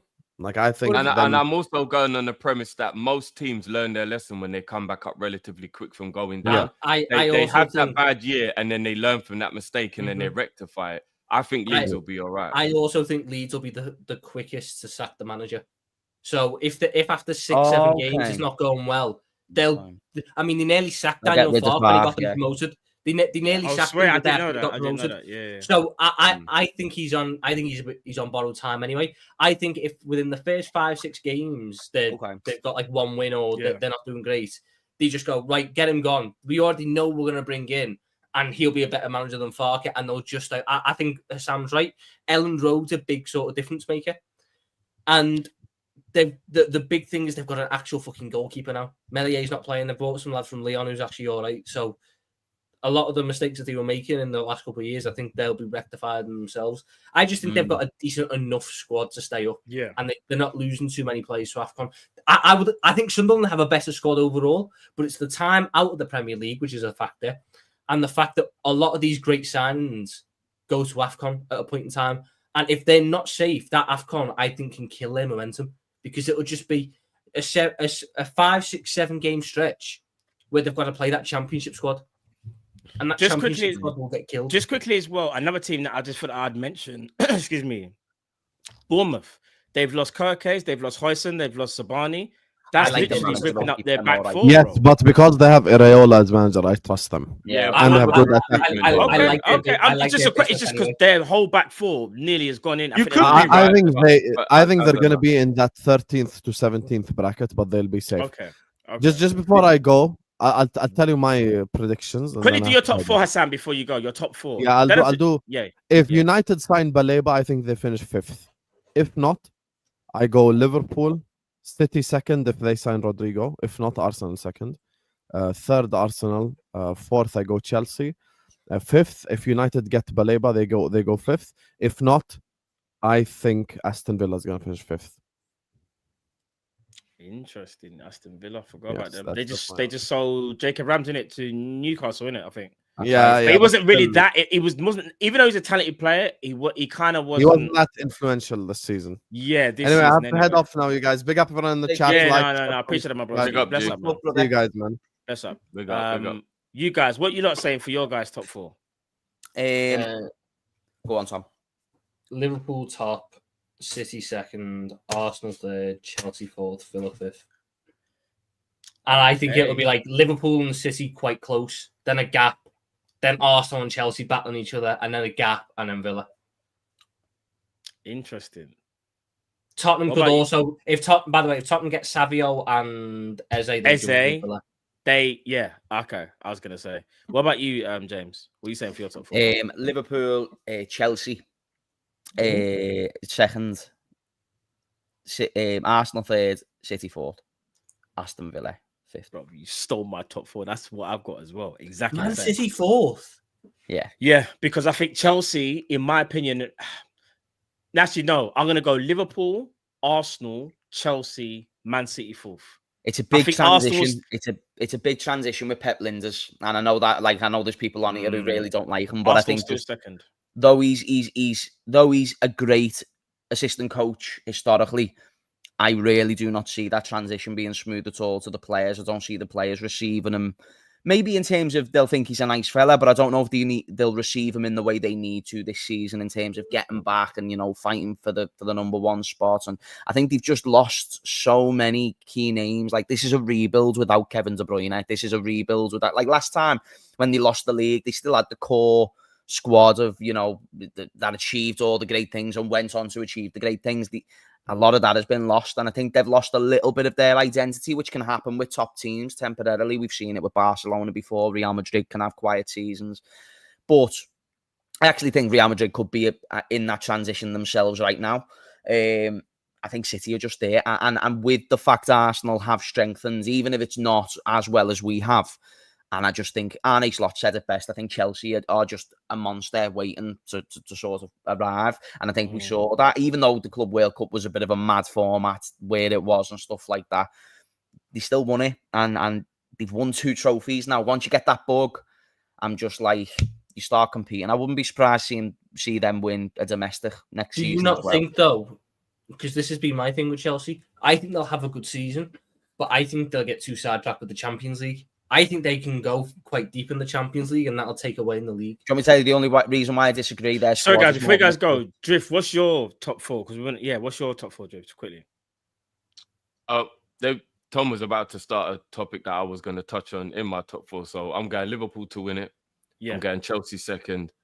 I'm going Arsenal 3rd, City 4th, Tottenham 5th, Man U 6th. But the reason why I think it could change and Arsenal could finish runner-up is what Tom was about to allude to. I think not having a break all summer could come back to haunt Chelsea and they fall short when they get fatigued at the end of the season. And I think they'll be the English club outside Liverpool that go the furthest in the Champions League. So I think that they could get distracted. Their squad might not be able to handle the fatigue. But if it's based on just quality, I now do think Chelsea are the 2nd best team in the league behind us. I think people are sleeping on them. But I think the goalkeeper and the defense, here's the thing. So Arsenal centre-backs, for me, are way superior to Chelsea's. Yeah. But then the full-backs are obviously is a closer argument. But then I also look at Arsenal's goalkeeper to Chelsea's. And Chelsea need a better goalkeeper, in my opinion. They do. It's close between Arsenal and Chelsea. It's close. But the thing with Arsenal is, I think Arsenal are going to... I mean, don't get me wrong, Zubimendi is a good player, but once the real hustle and bustle of the Premier League starts, he's going to whimper. He's not going to be able to handle it. I don't think he's going to be as impactful as what Arsenal think he is, especially with the power and the strength Partey brought to that midfield. They don't have that anymore. So, yeah, they've got a person who's better at dictating the play, but Arsenal already dictate play for the most part against most teams. That isn't what they need.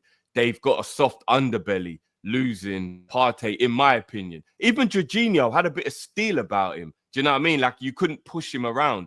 I've watched Zubimendi play Premier League opposition in Europe, and I might be jumping to too many conclusions, but he looked weak as fuck against Premier League opposition. So when he's playing the Leeds and the Burnleys, who ain't about nothing, like, who's that plays for Forest?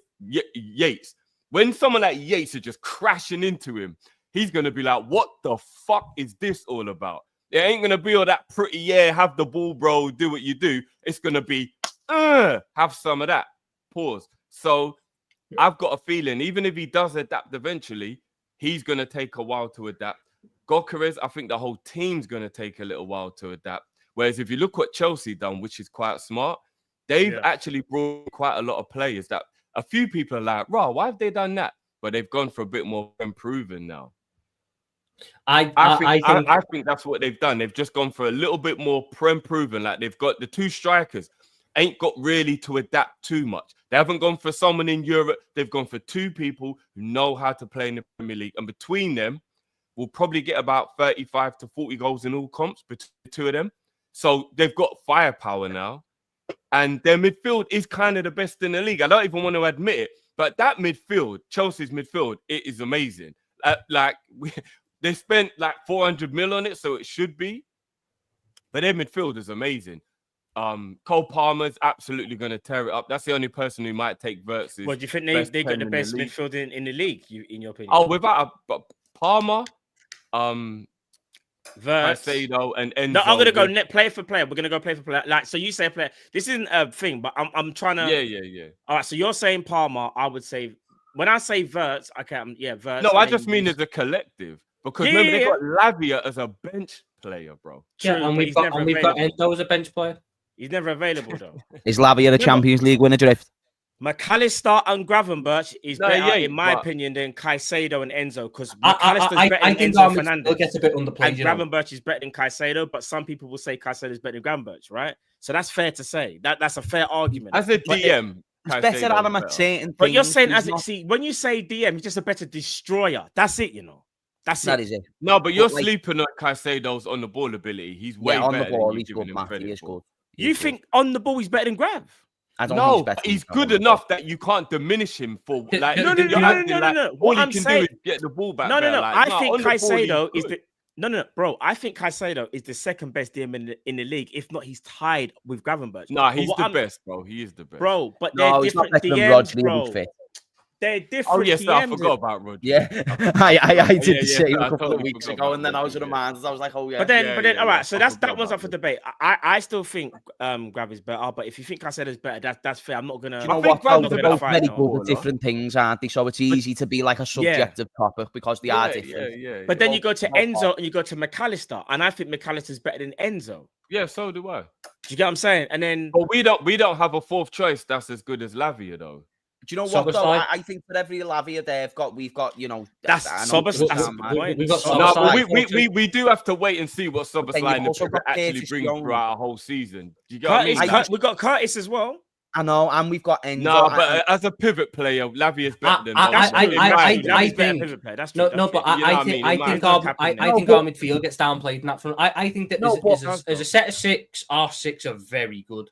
yeah, like what? No, we what are we're good. saying- We are definitely. What we're good. saying about Lavia as well, and about Caicedo and Gravenberch, about how Caicedo's more of a destroyer, Enzo's more of a destroyer than Lavia, but on the ball, Lavia's very, very impressive, and that's why, like, I don't think it's fair to do the Jones to Lavia comparison. It's more fair to do Enzo to Lavia and then do Jones to their backup midfielders, because I just think for Enzo to be the better destroyer, it gives us a strength in the final 10 minutes, especially, that they won't have. But you're right, Drift. Like The they'll problem get with energy that comparison is on the Chelsea ball don't have a ability when backup he comes 10. on. So Chelsea only have 5. I think they got 6 with like some Dario Asugo kid, but I'm not really counting them. They've got 5 midfield options. They've got Palmer, they got Lavia, they got Caicedo, they got Enzo, they got Andre Santos.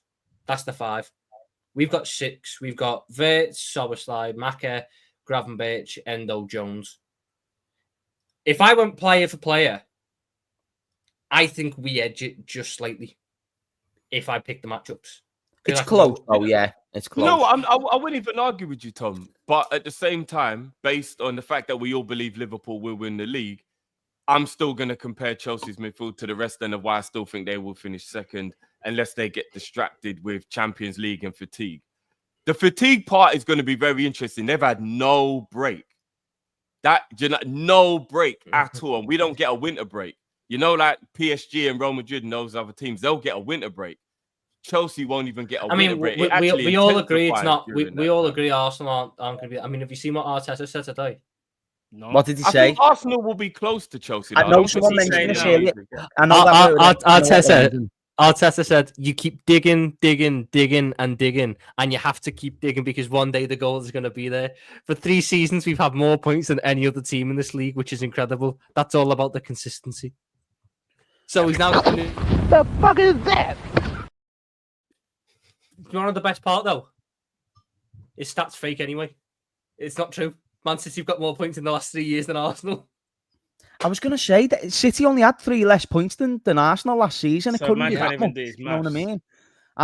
I'm sorry. Like, he is absolutely. He's an idiot. He's an idiot, and I can't. He's the most unlikable manager I've ever seen in my life. It's I the swear arrogance, to you. isn't it? I don't think I've ever seen it. Like, I don't even think Mourinho was this unlikable. No, honestly. Mourinho was arrogant, but he deserves to be arrogant. He would No, be arrogant yeah, and then go and bat you, and then you sit there and go, fuck. You get what I'm trying to say? One star. Arteta's arrogant and then doesn't win a league title and continues to be arrogant. You're sitting there going, what the fuck are you doing? We were the best team in the Champions League. Those are the he does them kind of quotes. Like he's we were a the best good team. manager, We were the but best he team speaks last like year. he is the Pep Do you know who he Guardiola. actually- We didn't win a trophy, but we were the best team last year. I can tell you. Yeah, that. yeah. He says them You kind know, of things. Arteta's like, like, and if anyone in the chat is like this, apologies in advance, but I just have to use you as an example. He's like one of them silver spoon fed people who like grew up with everything and has never like, do you know what I mean? So, and he walks around like it's him and not his dad who, you know, it's like, no, bro, you're just the recipienary of your dad's hard work. Like Arteta was like under Pep, and now everybody's like giving him all these things. It's like, bro, like you haven't really done anything to be in the position you're in, really. Like, why is he even Arsenal manager? Honestly, he was a cone man for Guardiola for 2 years, and all of a sudden he gets a job as big as Arsenal. He's know so what? lucky. It's unbelievable. He is lucky, but he is a good manager. It's just he speaks like he's the best manager, and if you haven't he's got all the, right, he's, man. he's a all good right. manager. But good is good in the sense of like Yeah. Iraola's good. Iraola's good at the moment. If he goes to a bigger club and does even better, then yeah, you can start saying he's world class. He's just good. He's in the good category. But the fact that he's trying to be in the Pep Guardiola category, even the Arne Slot category, he's not there based That's what I'm on. saying. Ahmed, would you put him in the top 10? Top 10 in what? In the In world? Premier League managers. In the Premier League, yeah. Who? Arne Slot? Sorry, no, Mikel Arteta. I'm guessing you're asking about Mikel. Yeah. He's I'm not going gonna to lie. top 10 managers in the world. I think Arne Slot's the best in the world. This is the consistency that he's talking about. That's the consistency. Like, you know, I don't even want to be shady. And if I'm wrong, I'm wrong. But you've got Slot, Guardiola. You've got Maresca. I have Emery ahead of Arteta. You've got Emery. You've got Eddie Howe. I don't have Eddie Howe ahead of Arteta. I don't understand why Eddie Howe would be above him. You've got what's his name at Crystal Palace? Eddie Howe improves Parker. players though. Eddie Howe improves players though. We'll say what's that. Arteta has improved players though. Arteta I don't has think improved that. players. Yeah, I think we are being a bit disingenuous. He is a good No, manager. Tom, he He's just not improves worth watching. defenders. Name me a forward he's improved. He improves just about to say that. defenders. Defenders, yes. I mean, in He the does. nice possible way, but Bukayo Saka's become world class under him. No, Saka was always just going to be Saka. And That's got regardless, nothing to do again, with like us we now. put too much merit on managers improving players. We need to recognise, like, it's about the managers choosing the right players. He hasn't done that a lot of the time. That's where he's fell short. But his style of play, So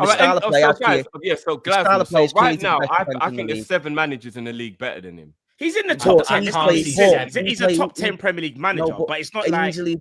He had 2 Do you seasons think where Arteta Arsenal could have played got great. Nottingham Forest in a Champions League run? Would you agree? Is he better than Nuno? Drift, would you Yes, agree he's better that than Nuno. Drift, would you agree that Arteta had 2 seasons where Arsenal were balling out like there was no tomorrow? There was, like, when Gabriel Jesus was fit and he was up front and they were not only chasing second, but they looked great doing it. And I think that was when we had the bit more of the surprise factor because we didn't anticipate it, but they were fantastic. I at playing think the only football. season Arsenal have looked really The good first season they under finished Arteta second. was that season they bought The Jesus and Zinchenko. Was that the first And season that was they the finished most second? un-Arteta Arsenal have ever been. Isn't that No, ironic? so 22-23 they were very good. That was the first year they had the challenge, and then the year after 23-24, after Christmas, they were better than they were the previous season. They went on a 20-game run where they won 18 of them. So there was out of 24 months, 18 of them they were probably the best team in the league. Exactly. But it didn't account for anything. No, it didn't. And what year was this? What year was this? So Arsenal 22-23. The Yeah. first year they had the title challenge. I think across the season they were the best team. Yeah. Then in 23-24, they weren't there first half of the season, but in the second half of the season, they really turned it up. So you're talking They about were very good 18 second months from year 2021 to 2025. It only really and truly only 18 months. No, of because his I'm saying tenure. I'm saying that was 18 months where they were unequivocally the best Yeah, team yeah. in the No, league. but that's why I'm But- just saying- No, but but you've got to outside say of that, good so for the other months, so Yeah. like for last season they were the second best team in the league, pretty much the whole way through. That 6 months in between that I was on about, Tom, sorry they to were cut their you. best team in the league. The best thing you want to ask, the best question you want to ask really is this. Do you guys, I don't know if you guys are going to agree with me on this one. Would another manager have taken Arsenal to the promised land and got them a Prem, a Champions Boys, League, or a it's a cup? bomber and it's quite a big bomber, you know. Oh, swear. All right. Hold on. Well, it's not. It's like it's just mad. James, Like, don't do that, bruv. Is it a No, it rumor? is. It's mad. It's mad. It's not. It's not. No one confirmed. Like a signing. Just relax. Right. All right. Do you want to read it out, or do you want me to? Yeah. I'll read it. All right. Go So, on. Indy, you can all probably guess who our source for Alexander. Who is our source for Alexander Isak? It's pretty straightforward to work out. Isak is currently sharing a place with a friend after moving out from his house. And guess what? He doesn't even have the Sky Sports Premier League channel. But he just got it today, right in time for the LFC game tonight. He is desperate to watch the game. This is the kind of info that doesn't drop from nowhere, right?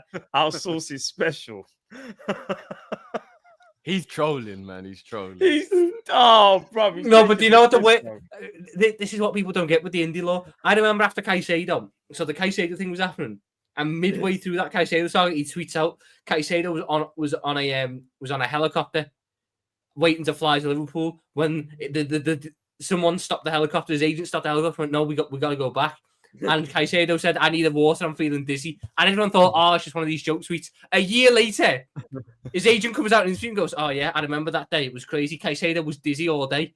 And you're sitting there going, "Hold on a minute. Hold on a minute. Yeah, Maybe he's actually got this connection." That is true. I don't know how we got that information. That's crazy. He's got mad sources. He really is a big, like, that's why I'm saying, like, when he tweets, you really need to start, like, listening, because it has been right, like, every step of the way. Some of it is just, like, funny wording, but basically what he's saying is his source for Alexander Isak is either Alexander Isak's best mate or Alexander Isak himself. Basically, yeah. That's what he's just Read said. between the lines, he's basically saying.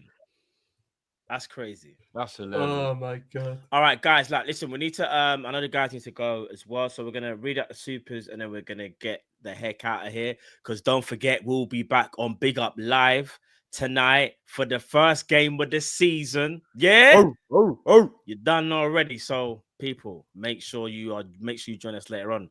I'll put a link in the chat as well. Actually, Drift, could you put a link in the chat while I do the supers, my bro? The link for the Big Up game for tonight. Imagine Indy face reveals with a selfie with Isak. Bro, that would be a mad face revealing himself for Isak. No, but do you know what be even better, Reverend? If instead of it being a face reveal, it's just a photo of him holding up.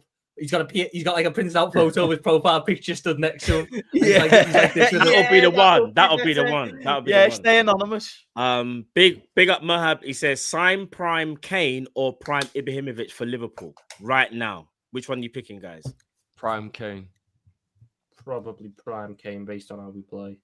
I'm going for Ibrahimovic is an absolute legend in the game, but prime Kane is a goal machine. I think he's just more of a goal machine, innit?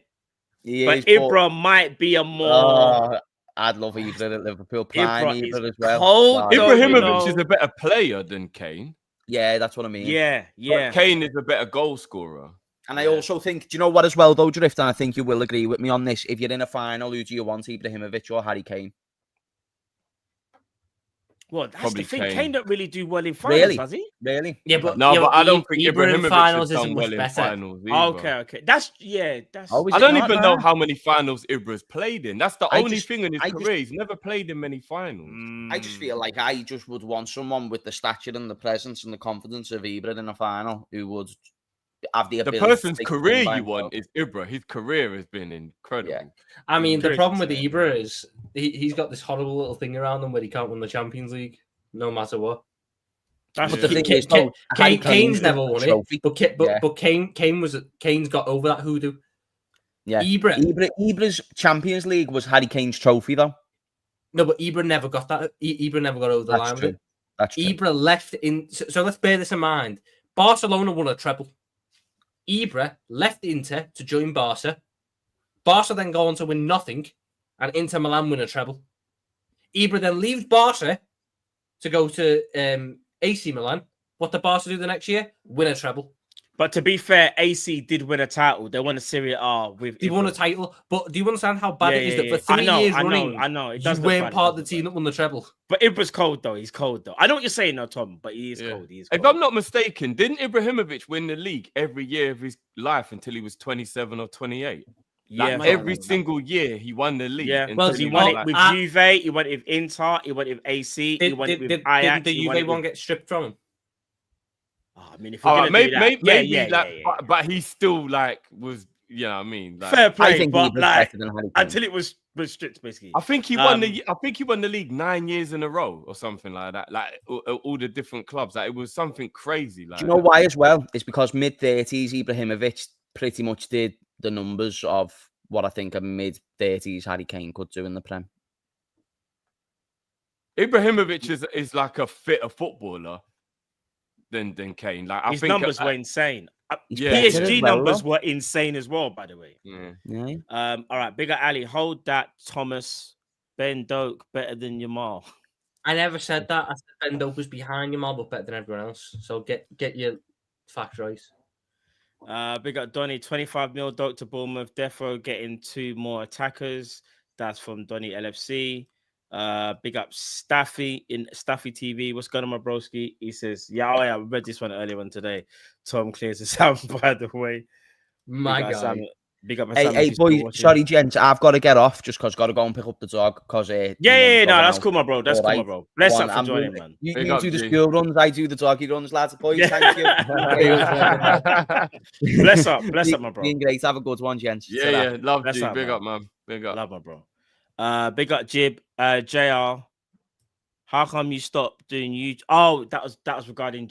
Okay, James is gone, so you can't answer that question. But James is back, and I'm sure it'll be back in James had an ACL injury last year. He's working his way back to full fitness. It's true. He's doing his pre-season games. He's doing his substitute appearances. Soon enough, he'll be back. He wasn't in favour with Arnie Slot at the time. Do you get what I'm trying to say? Like, you got to read between the lines with the person. So yeah. Big up Jax. Buying Space on Twitter said, "Yep, we read this out about Olise and the potential contract. Well, no, the release clause. Sorry, that becomes available in 2026. We'll have to wait and see. But apparently, his preferred destination is Liverpool or Manchester City. Bigger Ali, he says DM Olise. Yeah, I did, my broski. Appreciate that, my bro. Bigger Ed. I mean, Hassan wanted Mourinho and Sergio Ramos. Laugh out loud.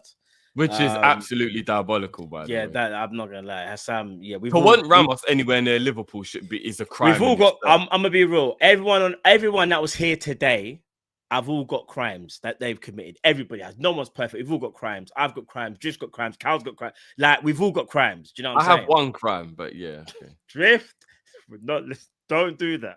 I have one crime. You got more than one, bro. Nah, and it was just a misdemeanor. Hassan, the deal is done. YouTube are frauds 500 limit. Hassan, the deal is done. YouTube. I think that's something Hassan would understand if he was here. Yeah. I don't even know. Bigger Ed, Newcastle are the new Ray. 16 out of 10.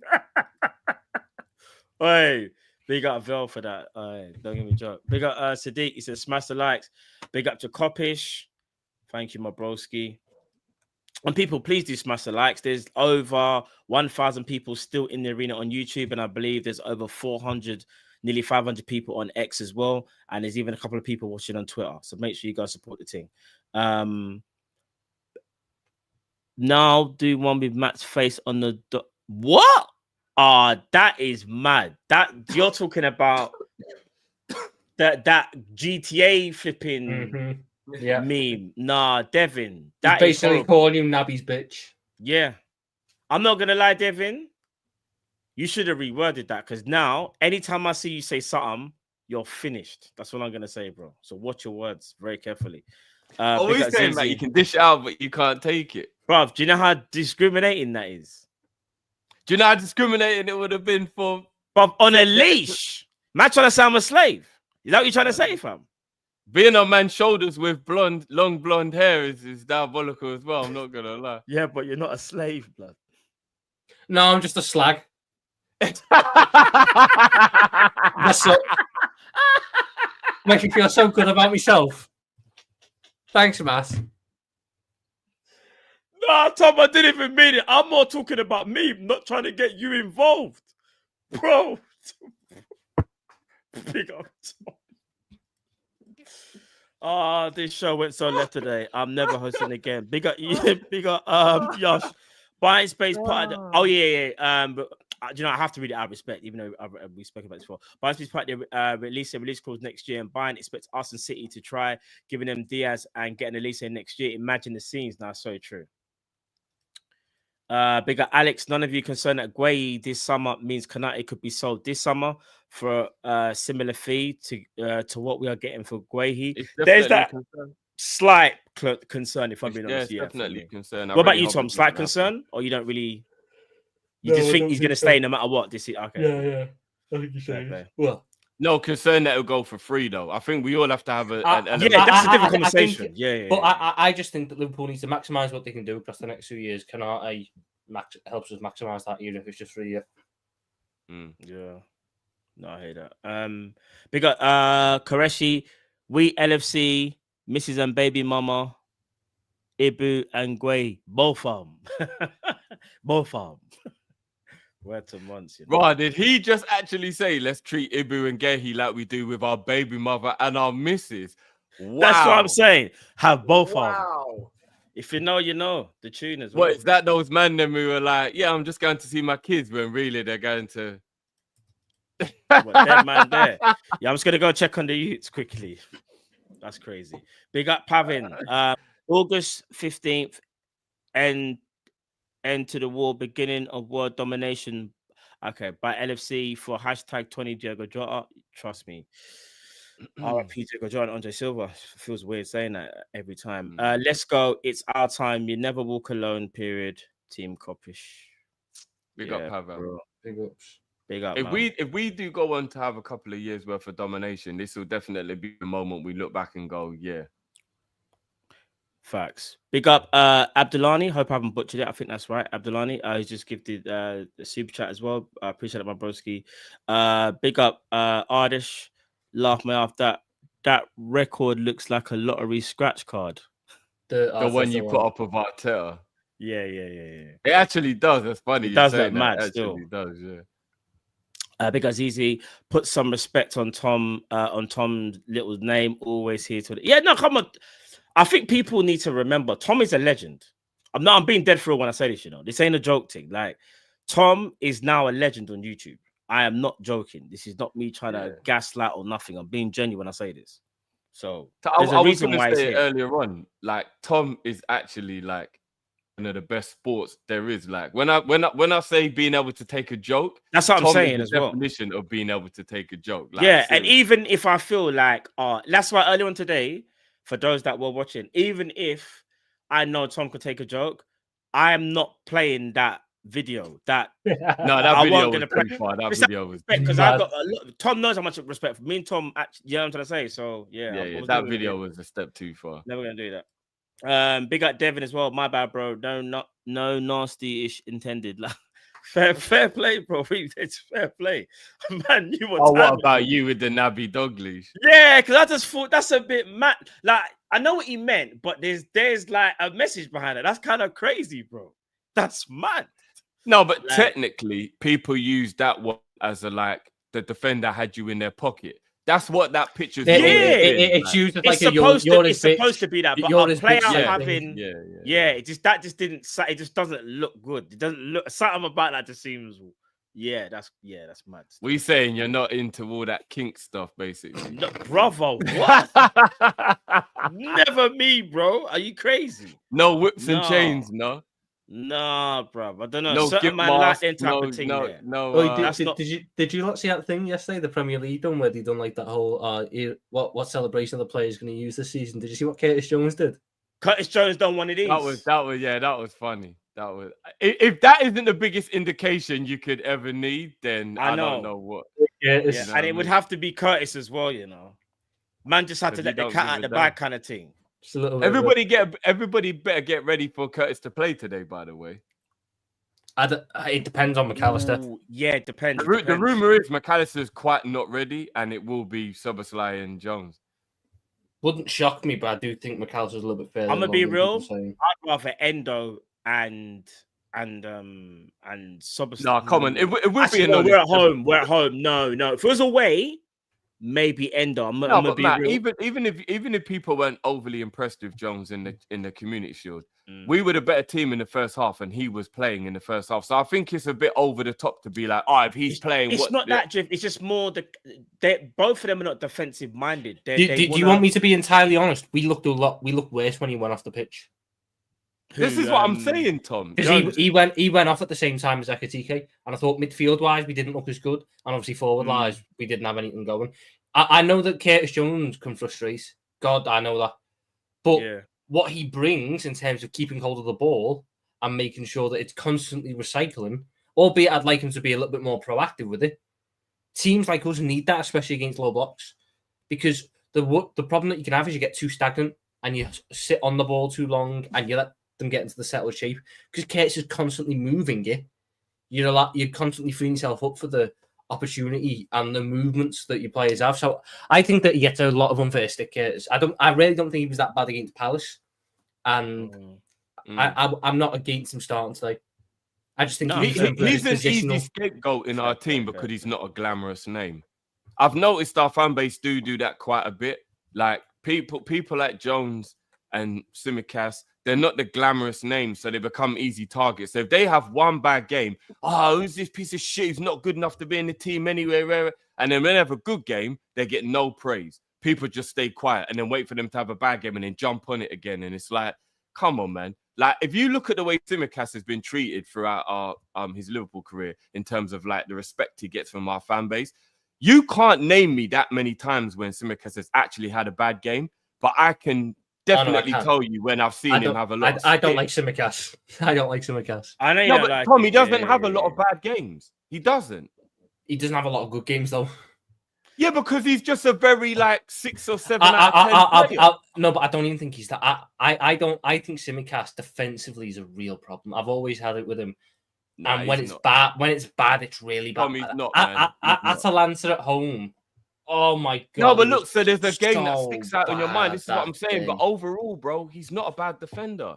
Tsimikas. All right, guys, let's not get caught. Let's not get caught up into that debate because if not, we'll be here all day. Big up, David. Rodrigo's people will be at Anfield. I'm hearing. Okay, well, I guess we'll have to wait and see if that's the case.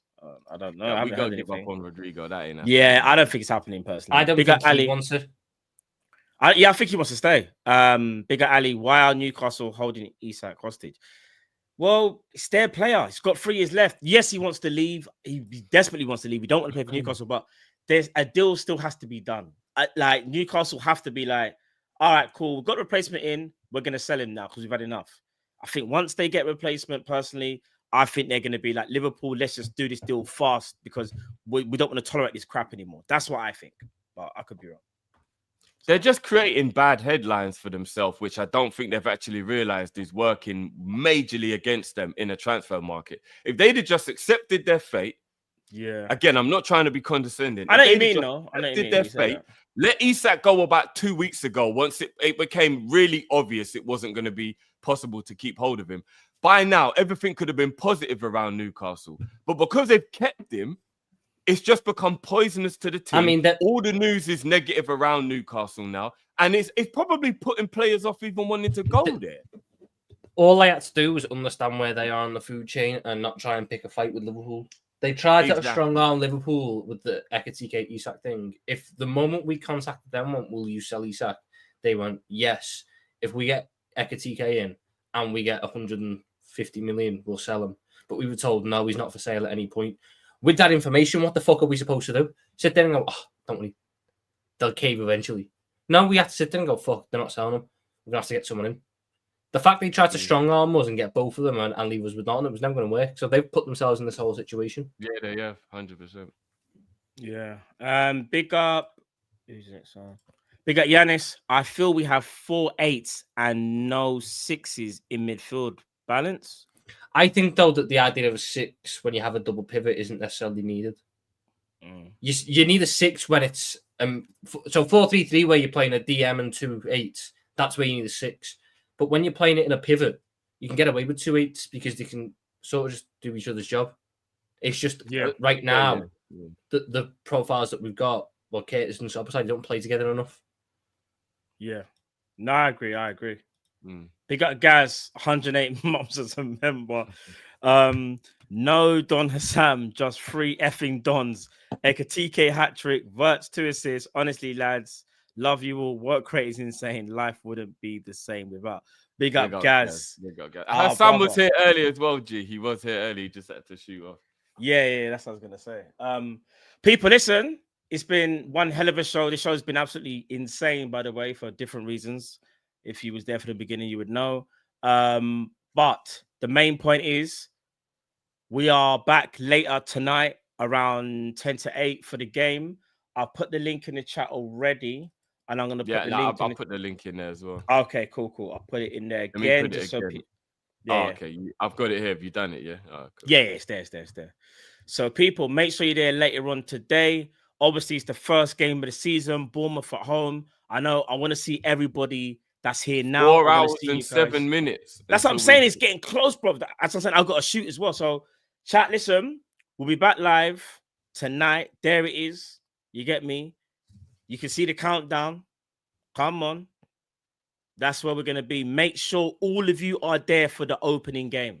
Do you get what I'm saying? And Obviously, it'll be the first Premier League game without Diogo Jota as well. Rest in peace, Diogo. Like, I'm sure they're going to do something before the game as well. So make sure we honor that correctly, people. So yeah, man, enough love. Go and put a comment in. You can actually put Big Up Yards is already in the comment. You guys can even chat before the game. Like there's things that you can do on Big Up that you can't really do on YouTube. Like there's certain things for people that don't know about Big Up. So yeah, you should get used to that as well. So make sure you do that. So yeah, man, we've got to defend the title today. It starts today and we move. But people, listen, we're going to end the show here. Guys, anything you want to say before we take the people out? No, just big up, man. Big up to everyone. 8-0 tonight, people. Get ready for it. That would be amazing. I'm calling it now. Ekatike scores, Wirtz gets a hat trick, and Salah scores as well. And we will win 3-1. I just don't know who's going to score the third goal. That's what I think. Yeah, I'm excited, man. I'm excited. I wish Isak was in the team. I wish Guehi was in the team. But, you know, I've got patience, so I can wait another 2 weeks. I hear that. Tom, let the people know where they can find you, my broski, as well. Tom Uluwan on YouTube and Twitter and all that. I've done a couple bits of content this week. It's picking back up again, so there'll be something out either tomorrow or Sunday reviewing the game. So make sure you're subscribing. Guys, that's a wild statement for 3:30, bro. Yeah, I'm not even going to lie, guys. That is crazy. All I'm going to say is Ekatike, Excite, Wirtz insane, Isak, Leone. I'll leave it with Leone and that's it. That's where it goes, bro. Guys, this guy mad at 3. And he shouted it as well. Yeah, I know. Guys, you're going mad. But anyway, people, I need to go. Tom needs to go. Julie needs to go. People, bless up. We'll see you again later on tonight for the first game of the season against Bournemouth.